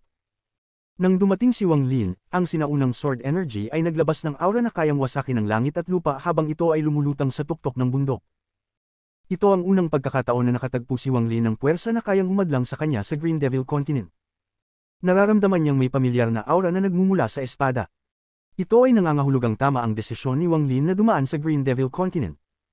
Kung pumunta siya sa ibang direksyon, mas marami pang hadlang ang haharapin niya. 3 tao, binibigyan nila ako ng labis na pagpapahalaga. Nanatiling kalmado si Wang Lin at naglakad patungo sa bundok. Nang maglakad siya, 2 Green Devil Ores ang sumugod. Mula sa malayo, para silang 2 malupit na Green Devil Scorpions na nagmamadaling bumaba mula sa tuktok ng bundok patungo kay Wang Lin. Hindi nagtagal, ang sinaunang Sword Shadow sa tuktok ng bundok ay naglabas ng isang malakas na Sword Hymn. Ang tunog nito ay kumalat sa buong mundo at pumuputol, sumunod sa 2 anino. Ang mundo ay gumalaw. Ang lakas ng espada na ito ay parang pinapalitan ng lahat ng liwanag sa mundo. Parang isang sinag ng liwanag sa kalawakan. Nagningning ang mata ni Wang Lin at ang tato sa kanang bahagi ng kanyang mukha ay kumislap. Naging daan-daang itim na sinulid ang tato at pinalibutan si Wang Lin, na naging isang armor na nag-iwan ng tanging puting buhok at malamig na mata na nakalantad. Matapos isuot ni Wang Lin ang Soul Armor, sumabog ang kanyang aura at agad niyang naabot ang early stage ng Void Tribulan. Naglakad siya ng pasulong at agad na lumapit sa Green Devil Scorpion na unang Green Devil Messenger. Habang nagtatagpo ang dalawa, bago pa man umatake si Wang Lin, ang malamig na mukha ng Green Devil Messenger ay nagpakita ng isang bakas ng kabaliwan. Hindi na siya gumamit ng anuman spell, at sa sandaling dumating si Wang Lin, bumuo siya ng isang seal at itinutok ang kanyang daliri sa pagitan ng kanyang mga kilay. Hindi nagtagal, isang nakakatakot na aura ang sumabog mula sa kanyang katawan. Ang Green Devil Messenger na ito ay nasa mid-stage ng Void Tribulan, at pinili niyang mag-self-destruct sa sandaling ito. Isang kumpletong self-destruction ng walang pag-aalinlangan. Bigla siyang sumabog. Ang self-destruction ng isang mid-stage Void Tribulant Cultivator ay sapat ng yumanig sa Green Devil Continent. Ang lakas na ito ay sapat upang magparamdam sa mga late-stage Void Tribulant Cultivator na mag-isip. Walang dahilan o anumang babala. Pagkatapos sumabog ang Green Devil Messenger na ito, ang isa pang Green Devil Messenger sa likod niya ay nagdesisyon ding mag-self-destruct. Ang self-destruction ng 2 mid-stage Void Tribulant Cultivators ay kayang patagilid ang isang late-stage Void Tribulant Cultivator. Nang sumabog ang 2 Green Devil Messengers, kumislap ang mga mata ni Wang Lin at isang matinding pakiramdam ng krisis ang dumating sa kanya. Ang krisis ay hindi mula sa lakas ng self-destruction, kundi bakit nila pinili itong mag-self-destruct. Hindi pa nagsisimula ang labanan, ngunit nagpa siya silang mag-self-destruct. Tila masyado itong kakaiba. At sa likod niya ay si Void Cloud, na may hawak na malakas na sword energy. Ang 3 sa kanila ay may kakayahang lumaban kay Wang Lin, kaya't hindi na nila kailangan pang mag-self-destruct. Ito ay isang bagay na sobrang hindi pangkaraniwan. Upang maging handang isakripisyo ang 2 mid-stage Void Tribulant Green Devil Messengers, tiyak na may malaking bagay na ginagawa ang Green Devil Continent. Hindi nila papayagang madaling makaalis si Wang Lin sa lugar na ito. Ang mga kulog na tunog ay umalingaw at kumislap ang mga mata ni Wang Lin. Inabot ng kanyang kanang kamay ang kawalan at lumitaw ang human-shaped Earth Element Armor. Sa isang alon, ang dilaw na liwanag ng lupa ay pinalibutan ng kanyang katawan. Hindi nagtagal, pinakawalan ni Wang Lin ang buong lakas ng kanyang cultivation at hindi na itinago ang kanyang Ancient Dao Aura. Nang tuluyang lumabas ang kanyang Ancient Dao Aura, isang dambuhalang anyo na kayang magsustento ng mundo ang lumitaw. Sa sandaling lumitaw ang anyo, nakita ito ng lahat ng naruroon sa loob ng 10,000 kilometro. Isang malinaw na alon ng Ancient Dao power ang kumalat. Ang Ancient Dao Shadow ay umungol patungong langit at tinakpan si Wang Lin mula sa puwersa ng self-destruction ng dalawang Green Devil Messengers. Isang malakas na pagkabagsak ang narinig habang ang mapanirang lakas ng unang self-destruction ay sumabog sa Ancient Dao Shadow. Ang anino ay nayanig at nagpakita ng mga senyales ng pagbagsak nang dumating ang mapanirang lakas ng pangalawang self-destruction. Ang rumble ay kumalampag na parang maglalatag ng langit, at ang Ancient Dao Shadow na pinapalakas ng cultivation ni Wang Lin sa early stage ng Void Tribulant ay biglang gumuho. Nang bumagsak ang anino, isang bahagi ng mapanirang puwersa mula sa dalawang self-destructions ang nanatili, at bumagsak ito sa unang layer ng armor na isinusuot ni Wang Lin, ang Human-Shaped Earth Element Armor. Kabanata 1888 Panata. Ang nakakatakot na mapanirang lakas ay ganap na tinanggihan ng Ancient Dao Shadow ni Wang Lin, ng kanyang malakas na katawan, at ng misteryosong Human-Shaped Earth Element Armor. Gayunpaman, naramdaman ni Wang Lin na nanginginig ang kanyang origin soul, at napilitang umatras ng mga 10,000 talampakan habang dumadaloy ang dugo mula sa gilid ng kanyang bibig. Isang sugat na kasing laki ng palad ang lumitaw sa bahagi ng dibdib ng Earth Element Armor, ngunit hindi ito bumagsak. Gusto nilang saktan ako upang pabagalin ako. Sinubukan ni Wang Lin ang spatial bending, ngunit ang lugar ay nasil na. Kahit na may soul armor, hindi siya nakapaglakbay sa bundok na ito. Habang umatras si Wang Lin, ang nakakatakot na sword energy ay patuloy na papalapit. Tila kaya nitong hatiin ang mundo sa isang hampas. Agad na lumapit ito. Biglang itinanghal ni Wang Lin ang kanyang ulo at itinutok ang kanyang kanang kamao patungo sa espada. Kapag naharap sa ganitong matinding sword shadow, masyadong komplikado ang mga spell. Mas mabuti nang maghagis ng kamao. Isang malakas na pagyanig ang umalingaw habang ang sword shadow ay nayanig at bumagsak. Ngunit naramdaman ni Wang Lin na naninigas ang kanyang kanang braso at nagcrack ang braso ng human-shaped armor. Ang sword energy ay pumasok sa katawan ni Wang Lin at malapit nang magsagawa ng mapanirang atake nang pinigilan ito ni Wang Lin. Tumakbo siya patungo sa batang lalaki na nakatayo sa tuktok ng bundok. Ang batang lalaki ay may malamig na ekspresyon habang titig na titig kay Wang Lin. Siya si Void Cloud. Habang papalapit si Wang Lin, iniangat ni Void Cloud ang kanyang espada at lumitaw ang pangalawang hampas. Isang nakakatakot na sword shadow ang bumagsak kay Wang Lin. Ang hampas na ito ay 30% na mas malakas kaysa sa nakaraang hampas. Yumandar si Wang Lin ng isang malakas na sigaw habang ipinupukol ang kanyang kamao gamit ang kanyang kanang kamay. Isang malakas na kalampag ang umalingaw at ang pangalawang espada ay bumagsak. Ang kanang braso ng Earth Element Armor ni Wang Lin ay sumabog. Ngunit matapos mawala ang pangalawang hampas, inilabas ni Void Cloud ang pangatlo at pang-apat na hampas. Dalawang nakakatakot na sword energy strikes ang dumaan patungo kay Wang Lin. Isang malakas na kalampag ang narinig habang si Wang Lin ay patuloy na tumatakbo. Nasa mga 1,000 talampakan siya mula kay Void Cloud, at ang kanyang mukha ay puno ng puot. Ang mukha ni Void Cloud ay bahagyang namutla habang titig na titig kay Wang Lin. Nang papalapit si Wang Lin, kinagat niya ang dulo ng kanyang dila at nagbuntis ng dugo. Ang dugong iyon ay ginintuan at naging mga sword shadow na tumama patungo kay Wang Lin. Kaagad pagkatapos, itinaas ni Void Cloud ang kanyang kanang kamay at isang ancient sword na may royal aura ang lumitaw. Kinuha niya ito at tumalon sa hangin. Inilabas niya ang panghuling hampas pagkatapos ng siyam na sword shadows. Nang makita ni Wang Lin ang ancient sword na naglalabas ng royal aura, agad niyang naramdaman ang isang bakas ng Grand Empyrean power mula dito. Ang espada na ito ay katulad ng kanyang gold print. Isang yaman na binuo ng isang Grand Empyrean mula sa pagtitipon ng isang spell. Habang papalapit ang siyam na sword shadows, kumislap ang mga mata ni Wang Lin. Lilisan siya at ang sinumang magtatangkang harangin siya ay kailangan munang harapin ang kanyang galit. Ang armor sa kanyang kanang braso ay bumagsak, ngunit mayroon pa siyang kaliwang braso. Ang kanyang kaliwang braso ay naging kamao at ipinukul niya ang siyam na kamao sa siyam na sword shadows. Tingnan natin kung ang iyong espada ay mas matalim o ang aking kamao ay mas matigas. Isang malakas na kalampag ang umalingaw sa kabundukan, na bumuo ng isang bagyong hamampas sa buong lugar. Ang siyam na sword shadows ay bumagsak at pati na rin ang armor sa kaliwang braso ni Wang Lin. Ngunit siya ay nakalipat ng 1,000 talampakan at nakarating ng mga 200 talampakan mula kay Void Cloud, na malapit nang maglabas ng isang huling hampas.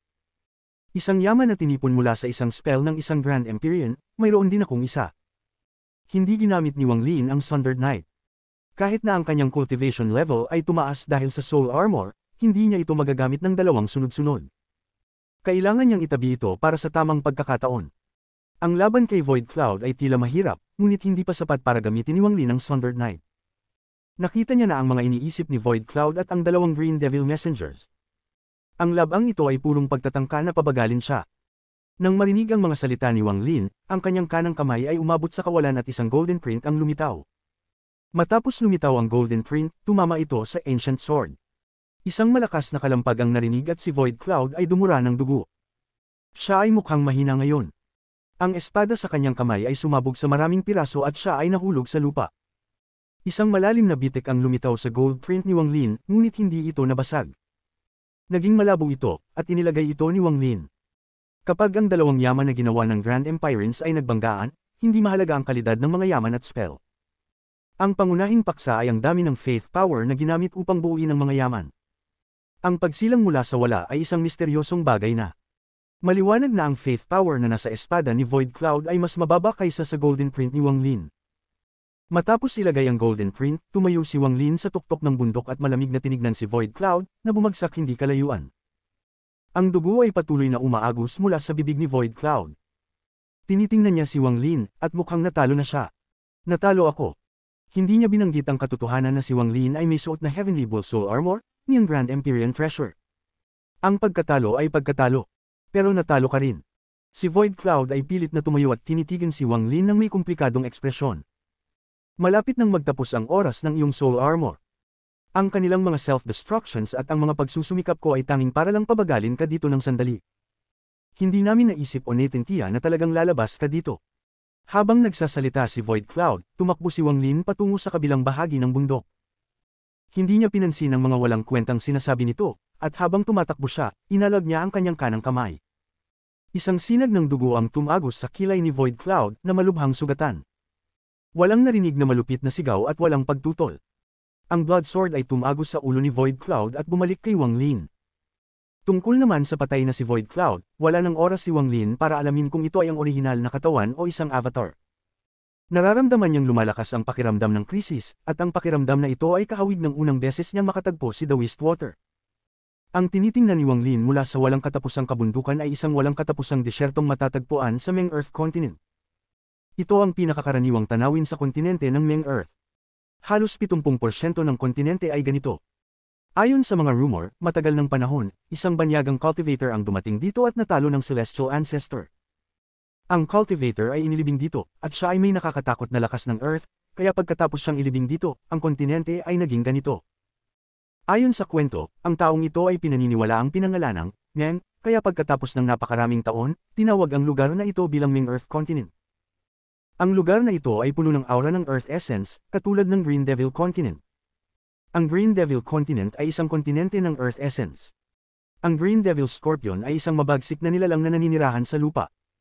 Gayunpaman, ito ay natakpan ng kanyang devilish aura, kaya mahirap itong mapansin. Ang mga rumor na ito ay detalyadong itinala sa tortoiseshell na ibinigay kay Wang Lin. Ang mga iniisip na ito ay pumasok sa kanyang isipan, ngunit wala siyang oras upang mag-isip tungkol dito. Ginamit niya ang bilis ng soul armor upang magmadali patungo sa Meng Earth Continent habang hindi niya magamit ang spatial bending. Palapit siya ng palapit. Ang distansya na tens of thousands of kilometers ay mabilis na nalampasan ni Wang Lin. Isa na lang siyang 1,000 kilometers ang layo. Ang Meng Earth Continent ay nasa kanyang harapan. Ngunit sa sandaling iyon, nagbago ang kulay ng mundo at kumislap ang nakakasilaw na liwanag mula sa 6 na iba't ibang lokasyon sa harap ni Wang Lin. May mga alon na umalingaw-ngaw. Ito ay mga palatandaan ng pagpapagana ng transfer arrays. Ang mga transfer arrays ay mabilis na gumana. Habang tinitingnan ni Wang Lin, dumating ang mga dosenang mga figure sa bawat isa sa mga 6 na transfer arrays. Mahigit sa 100 mga figure ang lumitaw, at malalakas na aura ang kumalat. Ang pagpapagana ng mga 6 na transfer arrays ay nagdulot ng matinding presyo sa Green Devil Continent, lalo na dahil nag-teleport sila ng napakaraming tao. Ang mas mataas na cultivation level, mas mataas ang presyo. Kung isang third-step cultivator, ang presyo ay hindi masukat. At ang mga daan-daang cultivator na ito ay lahat ay napaka-powerful. Ang kanilang pag-teleport ay nagbawas ng higit sa 100,000 taon ng pag-iimpok mula sa Green Devil Continent. Ang mga taong ito ay orihinal na nag-aabang sa iba't ibang mga hangganan ng Heavenly Bull Continent, naghihintay kay Wang Lin. Gayunpaman, dahil sa isang pagkakamali sa kanilang hula, kinailangan nilang pilit na mag-teleport ng mga tao dito. Ito ay isang bahagi lamang ng mga tao, at may mas marami pang nag-teleport dito. Ang mga cultivator na ito ay pare-pareho ang suot. Bagamat iba-iba ang kulay, ang itim at puting buwan na pattern sa kanilang mga damit ay pareho. Nakita ni Wang Lin ang pattern na ito sa tortoise shell. Ang simbolong ito ay pag-aari ng pinakamalaking sekta sa Green Devil Continent, ang Devil Dao Sect. Ang mga blockades at pagsubok na naglalayong habulin si Wang Lin ay hindi mula sa buong Green Devil Continent, kundi mula lamang sa Devil Dao Sect. Ang Meng Earth Continent ay 1,000 kilometers ang layo, ngunit dumating na ang Devil Dao Sect upang pigilan si Wang Lin. Ang pakiramdam na papalapit na ang isang krisis ay naging mas matindi pa. Nagliit ang mga mata ni Wang Lin. Habang tumatakbo siya, ang higit sa 100 cultivators na lumitaw mula sa 6 na transfer arrays ay lumipad palabas. Kasabay nito, lahat sila ay naghagis ng isang bagay patungo kay Wang Lin. Siya ay mga 9 na ulo ng cultivators mula sa Extreme Sky Prairie. 6 na ulo ng cultivators mula sa Extreme Sky Prairie. Ulo ng Rogue Void Tribulant Cultivator mula sa Extreme Sky Prairie. Extreme Sky Prairie. Ang malamig na mga tinig na iyon ay umalingaw sa buong mundo at pumasok sa mga tainga ni Wang Lin, na nagdulot ng pag-ubong ng kanyang puso. Tinitigan niya ang mga ulo at ang kanilang mga malungkot na ekspresyon. Kilala niya sila. Sila ay ang mga cultivators na nakipaglaban kasama siya ng ilang buwan sa Third Meridian at nakaligtas. Hindi niya alam ang kanilang mga pangalan, ngunit naitindaan niya ang kanilang mga mukha. Ang daan-daang mga ulo ay halos kalahati ng mga taong nakaligtas sa Extreme Sky Prairie. Hindi mo ba gusto ang mga ulo ng tao? Ito ang unang Reg Along ibinibigay sa iyo ng Dao Devil Sect. Isang lason na tinig ang umalingaw sa buong mundo. Devil Dao Sect. Kung aalis ako dito ngayon, babalik ako at wawasakin ko ang buong sekta ninyo. Ang mga mata ni Wang Lin ay nagningning ng isang nakakatakot na pulang liwanag, at ginawa niya ang panatang ito sa kanyang puso. Ito ang unang pagkakataon na naramdaman niyang may matinding hangarin na sirain ang isang sekta sa Immortal Astral Continent. Kabanata 1889 ng Panginoon ng Sekta ng Devil Dao. Sundered Night. Biglang humarap si Wang Lin. Alam niyang magiging napakahirap makalabas. Ang Devil Dao Sect ay handang gawin ang lahat upang patayin siya. Ang mga cultivator sa paligid at ang mga ulo na nagkalat sa lupa ay sapat na upang ipaliwanag ang lahat. Kung nais niyang makalabas, kailangan niyang ibigay ang lahat. Kailangan niyang magmadali, kung hindi ay mas marami pang mga cultivator mula sa Devil Dao Sect ang darating sa pamamagitan ng transfer array. Sa isang punto, wala nang pagkakataon si Wang Lin na makalabas. Habang tumatagal siya rito, mas bumababa ang kanyang pagkakataon na makaligtas. Pagkatapos sabihin ng dalawang salitang iyon, biglang napuno ang hangganan ng Meng Earth Continent ng ilusyon ng isang dagat at nilubugan ng dilim ng gabi. Paglitaw ng Sundered Night, ginamit ni Wang Lin ang pinakamalakas na spell na kaya niyang gamitin bilang isang cultivator. Ang araw ay sumikat at naglabas ng lakas upang durugan ang gabi. Walang pakialam sa cultivation level, ang daan-daang mga cultivator ng Devil Dao Sect ay humagulgol sa ilalim ng lakas ng Sundered Night. Ang kanilang mga katawan ay gumuho at ang kanilang mga orihinal na kaluluwa ay nawasak. Kasama na rin ang mga 100 na dumating mula sa transfer array. Bago pa makondisyon ang kanilang mga katawan, sila ay namatay. Pagkatapos ng Sundered Night, nagbago ang kulay ng mundo. Maliban kay Wang Lin, wala nang ibang buhay na kaluluwa. Ang kanyang mukha ay namutla at ang soul armor ay malapit ng maglaho. Hindi siya nagdalawang isip at tumakbo patungo sa Meng Earth Continent na 1,000 kilometro ang layo. Hindi na niya isinasaalang-alang ang pagwasak sa 7 transfer array, ngunit ang mga transfer array na ito ay kakaiba. Nanatili silang buo kahit matapos ang Sundered Night, na nangangahulugang maaari niyang sirain ang mga ito ng mabilis ngayon. Sa isang kisap mata, nalampasan ni Wang Lin ang kalahating distansya ng 1,000 kilometro, ngunit sa oras na ito, muling lumiwanag ang 7 transfer array. Mas malalakas na pag-alo ng nagmula sa mga transfer array at ang ikatlong alo ng 100 cultivator ay nagsimulang maghabol kay Wang Lin. May 4 na mid-stage Void Tribulant at 4 na late-stage Void Tribulant cultivator sa mga daan-daang ito.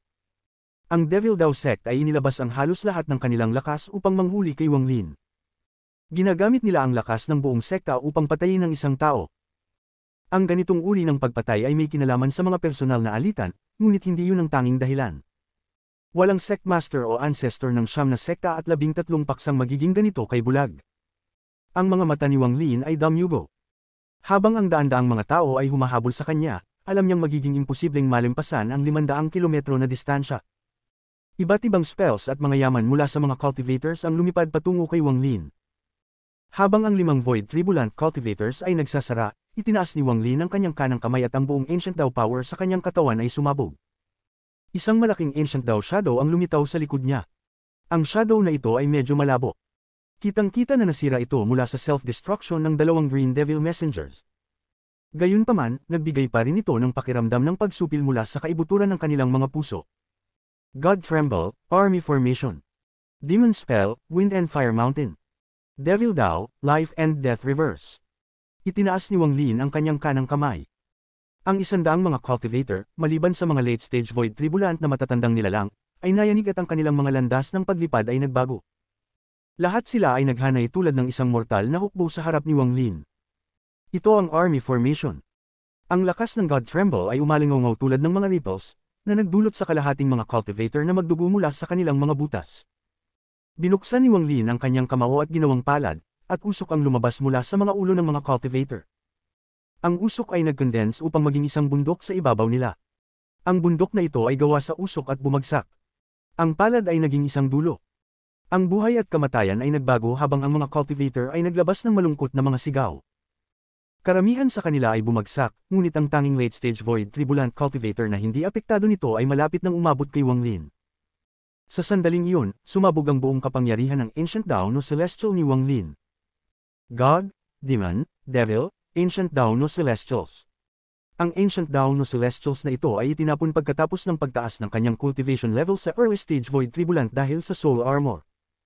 Ang lakas nito ay kamangha-mangha, at bagaman iba sa Sundered Knight, pareho ang destructive power. Ang malalakas na tunog ng kulog ay umalingaw at isang gray ripple ang umabot. Ang 100 mga cultivator ay namatay lahat. Nagbago ang ekspresyon ng late-stage void tribulant na matandang nilalang at mabilis na umatras. Gayunpaman, nahawakan pa rin niya ang gray ripples. Agad na pumuti ang mukha ng matandang tao at ang kanyang mga paa ay nagsimulang maging bato. Hinawakan niya ang kanyang sariling katawan gamit ang mga kamay, at bawat beses na ginawa niya ito, nagpadala siya ng isang alon ng enerhiya upang labanan ang Ancient Dao power na pumapasok sa kanyang katawan. Maliban sa kanya, lahat ng mga Devil Dao sect cultivator sa hangganan ng Green Devil Continent ay namatay. Ang dugo ay tumulo mula sa kanto ng bibig ni Wang Lin.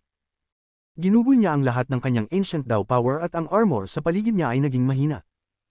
Ang ilang bahagi nito ay naging mga sinulid at malapit ng maglaho. Kinagat ni Wang Lin ang kanyang mga ngipin at tumakbo. Sa isang kisap mata, ang 500 kilometro ay naging 200 kilometro. Ngunit sa sandaling ito, muling lumiwanag ang 7 transfer arrays. Lumitaw ang ika-4 na alon ng mga cultivators at hinabol si Wang Lin. War Spirit Print, 7 Colored Lands, Dark Moon Clear Sky, Flowing Time, Essences, Condense.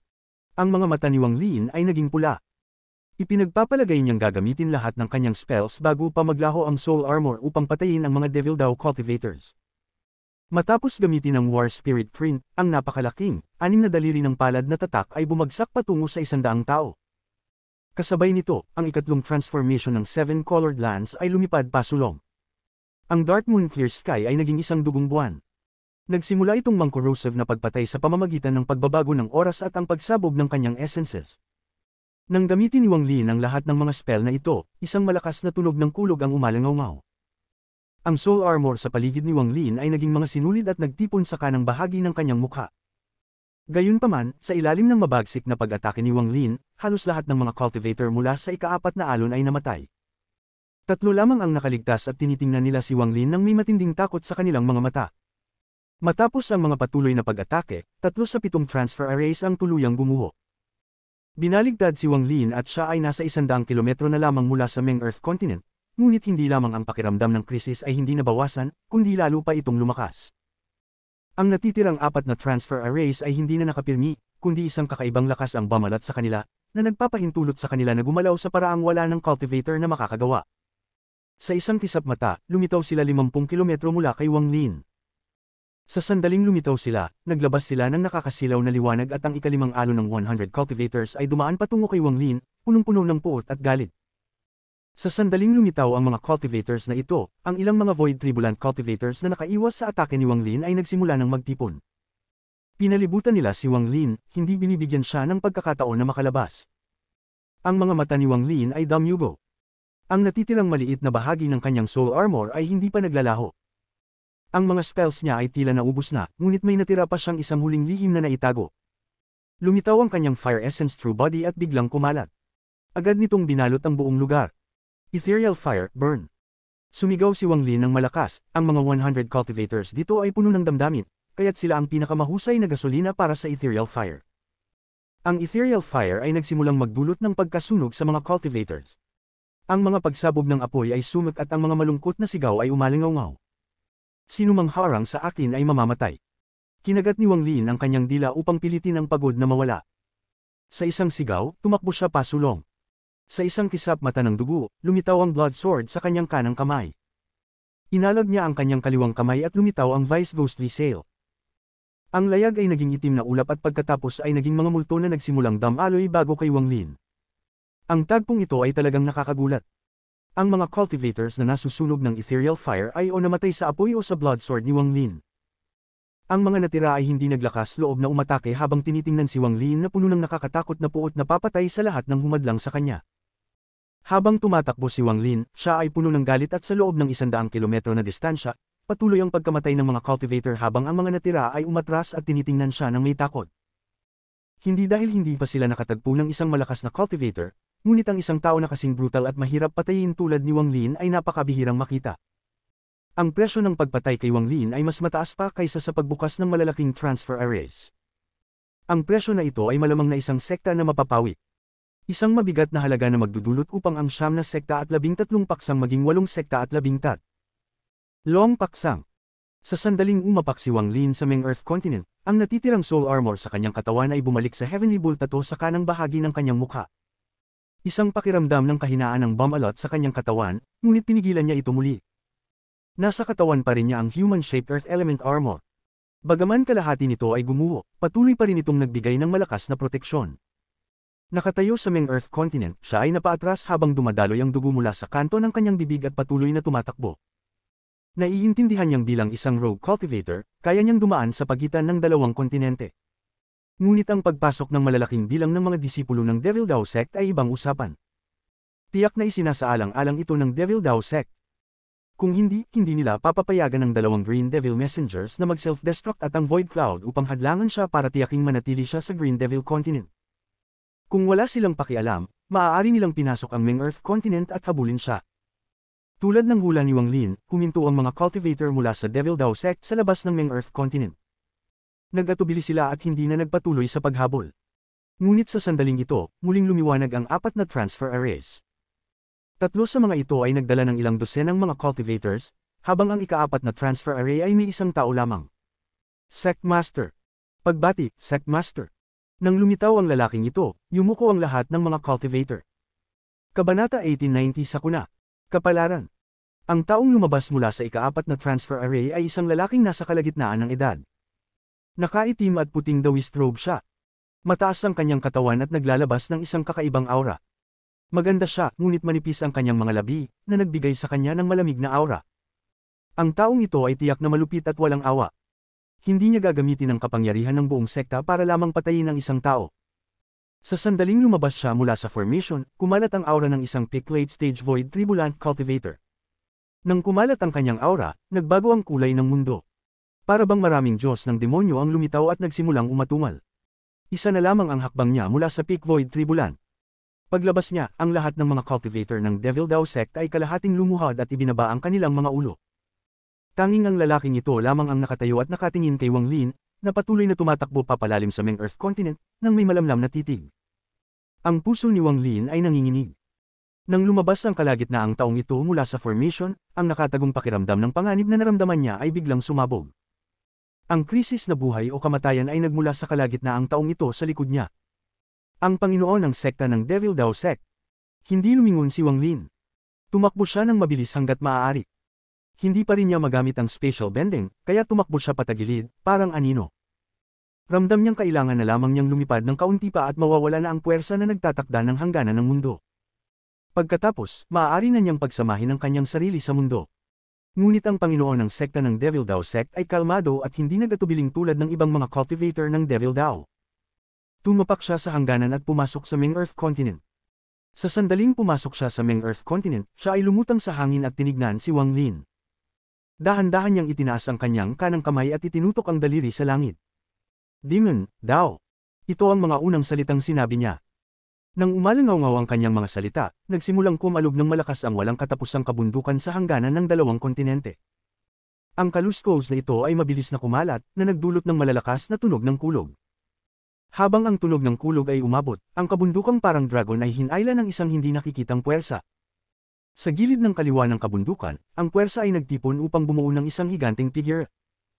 Ang figurang ito ay isang matandang lalaki na may puting buhok at nakasuot ng puting robe. Siya ay may aura ng isang celestial. Mayroon siyang mabait na ngiti habang inaalon ang kanyang manggas sa kabundukan.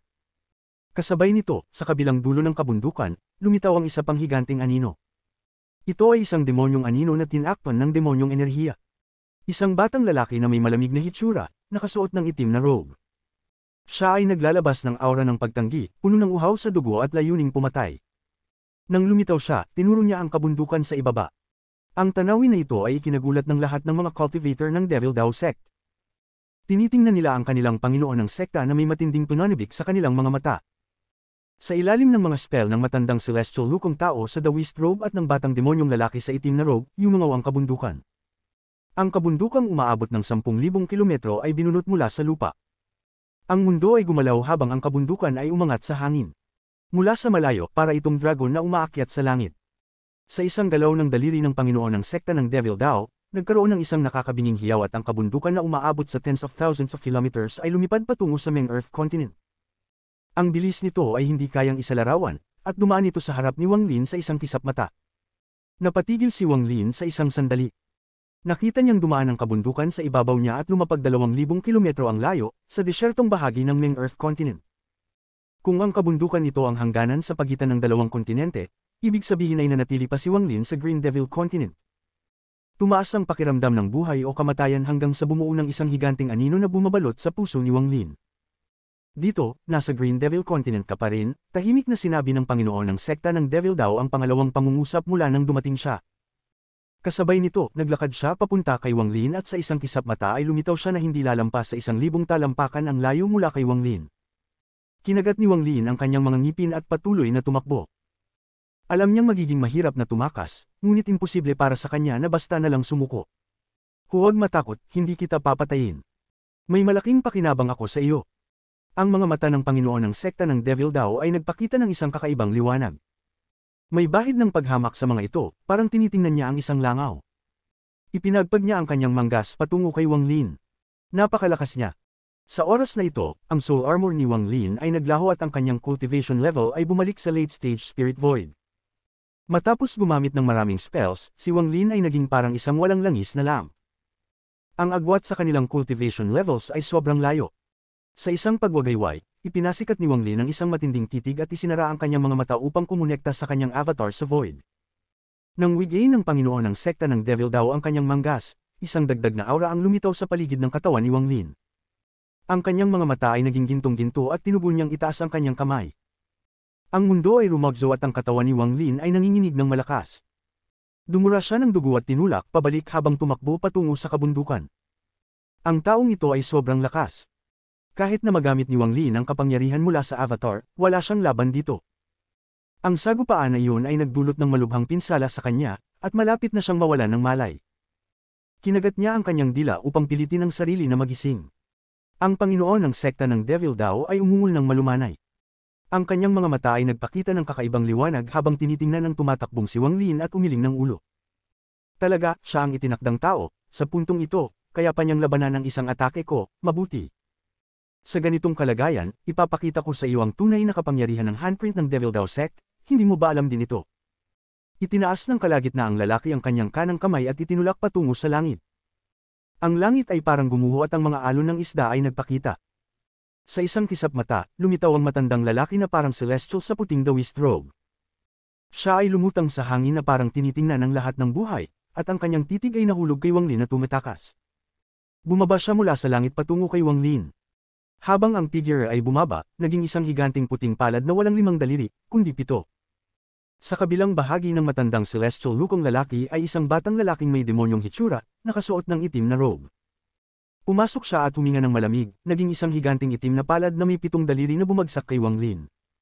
Mula sa malayo, para bang ang mundo ay naging isang larawan. Ang mga itim at puting palad ay bumagsak mula sa langit patungo kay Wang Lin. Hindi nagtagal, nagsanib ang 2 palad sa 10,000 talampakan sa ibabaw ni Wang Lin upang bumuo ng isang itim at puting celestial devil palm print. Nang lumitaw ang palm print na ito, parang nabaligtad ang mundo at naging malabo ang lahat ng bagay. Tumigil si Wang Lin sa pagtakas at tumingala sa higanting celestial devil palm print na bumababa. Tahimik siyang nagmuni-muni. Wala ni isang piraso ng desperasyon o kalungkutan sa kanyang puso. Kalmado siya na may kaunting panghihinayang. Nauunawaan ni Wang Lin na hindi na niya kayang iwasan ang sakunang ito.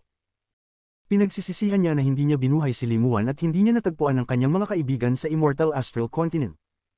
Isang buntong hininga, isinara ni Wang Lin ang kanyang mga mata. Nang isara niya ang mga mata, hindi niya tinigilan ang pakikibaka ngunit tinawag ang Heaven-defying bead na matagal nang hindi ginagamit sa kanyang kaluluwa. Heaven-defying bead. Ang palad ay agad na tumungo kay Wang Lin.